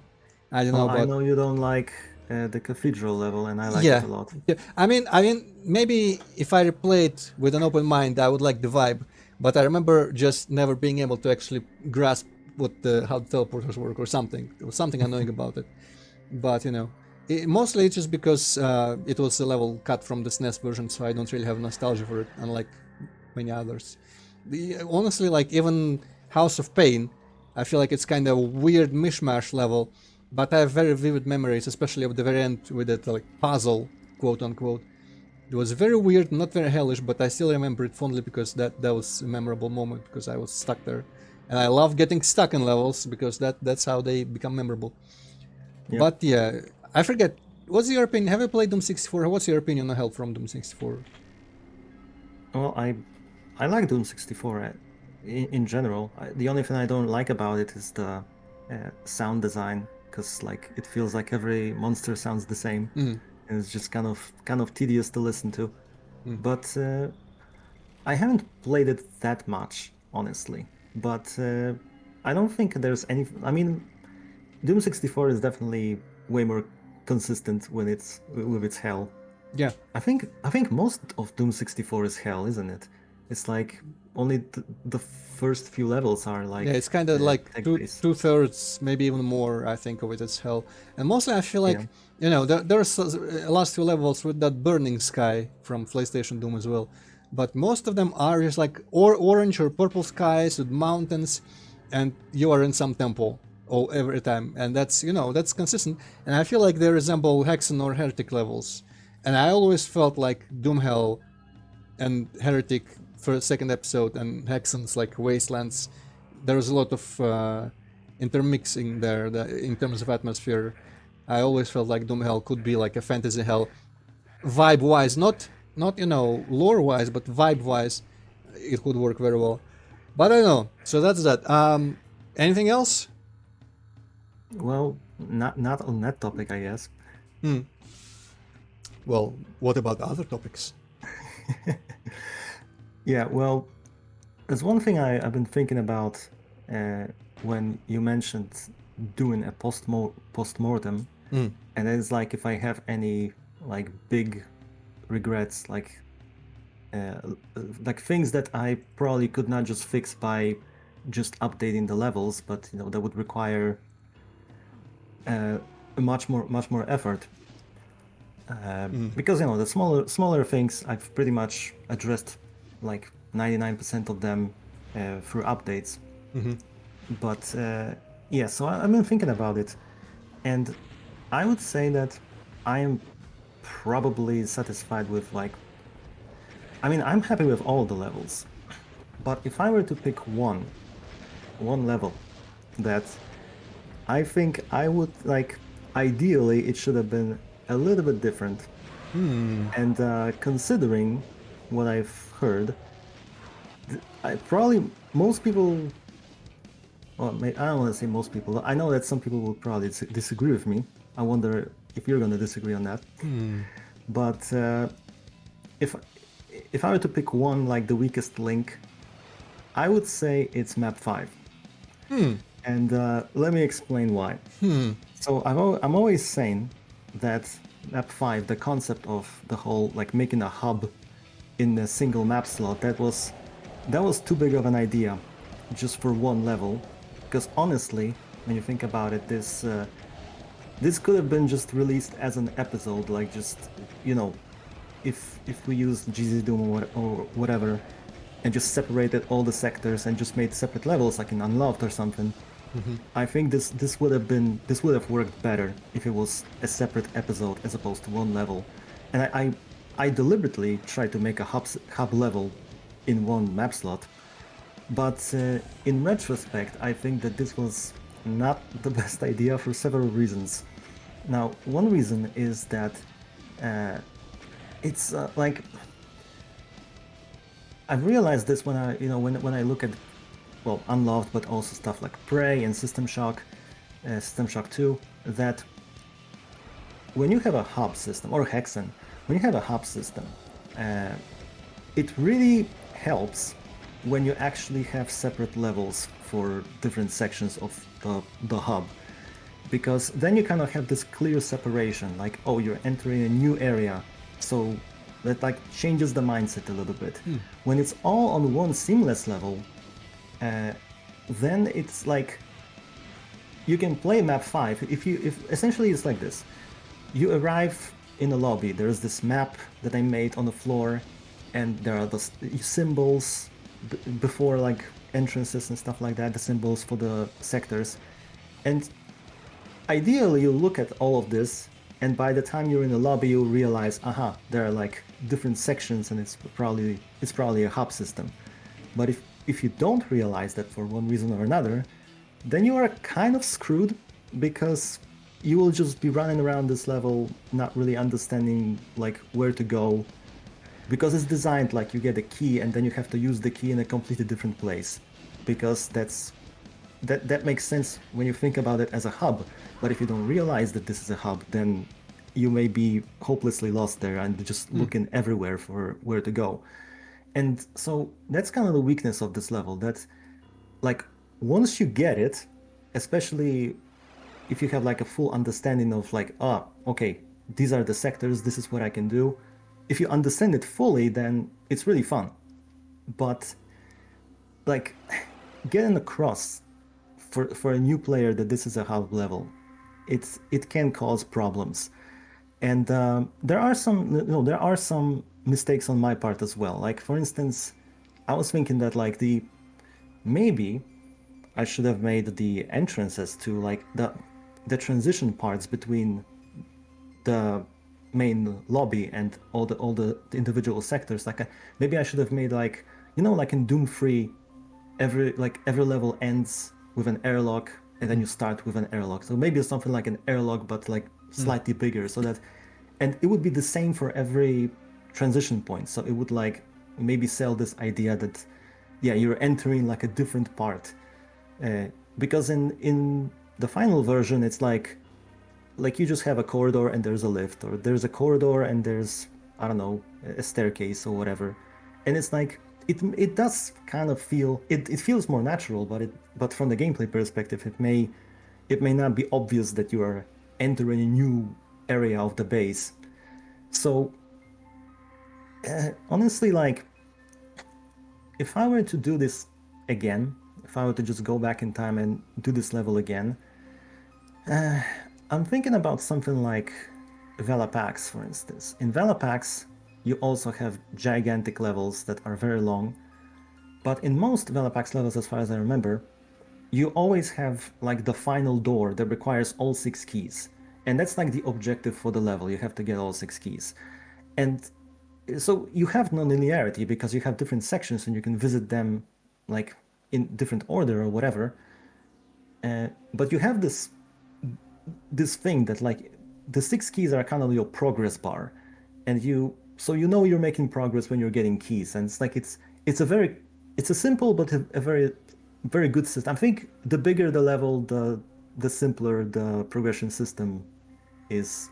The simpler progression system is better for big levels because you have enough problems navigating this whole thing, and when you overcomplicate it like I did in map 5 with all this stuff that again you may not realize that this is a hub, then it just can cause a lot of frustration. So maybe if I did it again, I should have just done what's done in Velapax and just say, okay, for the final door or whatever, you have to have 6 keys and that's it. Like you just visit different parts in any order, something like that, or maybe just do something else. But I would probably, with what I know now, I would probably not do the hub system again. And there are other problems with it as well, you know, like the fact that, you know, I had a lot of problems with just realizing everything, like polishing things, because I was already out of line depths, because again, there's so many areas. And believe it or not, I had ideas for even more sectors. I just didn't make them because I was already out of lines.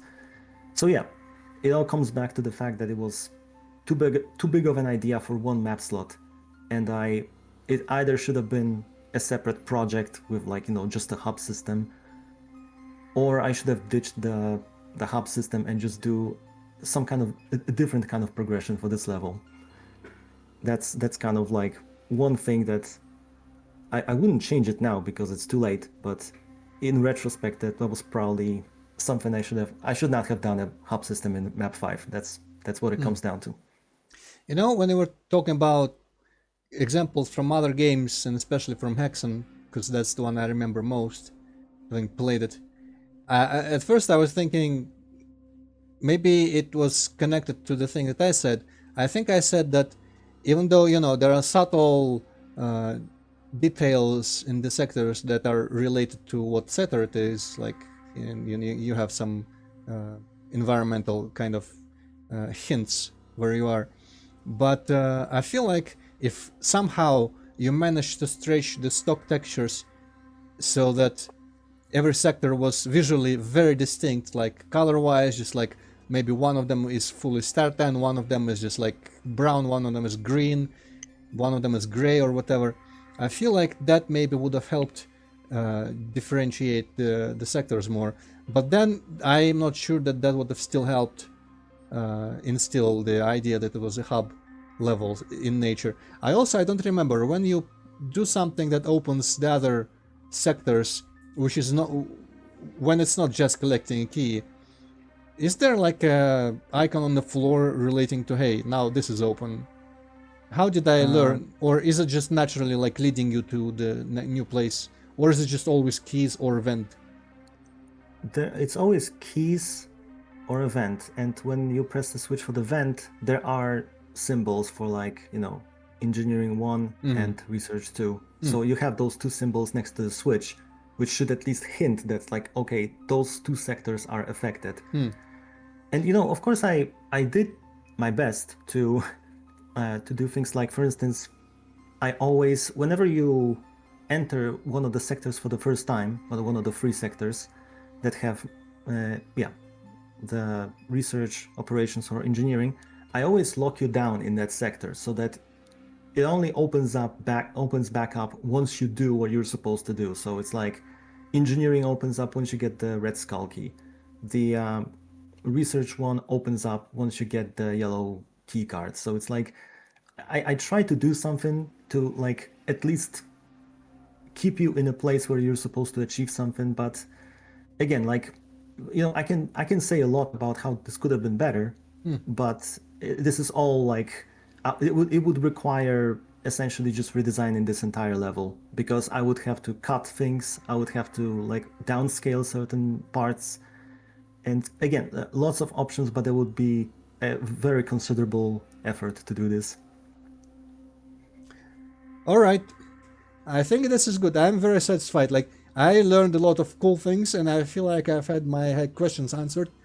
And I feel like this is a really cool and interesting wrap up to the series of, like, author commentary and what's the other word for, like, lore, behind the scenes. There we go.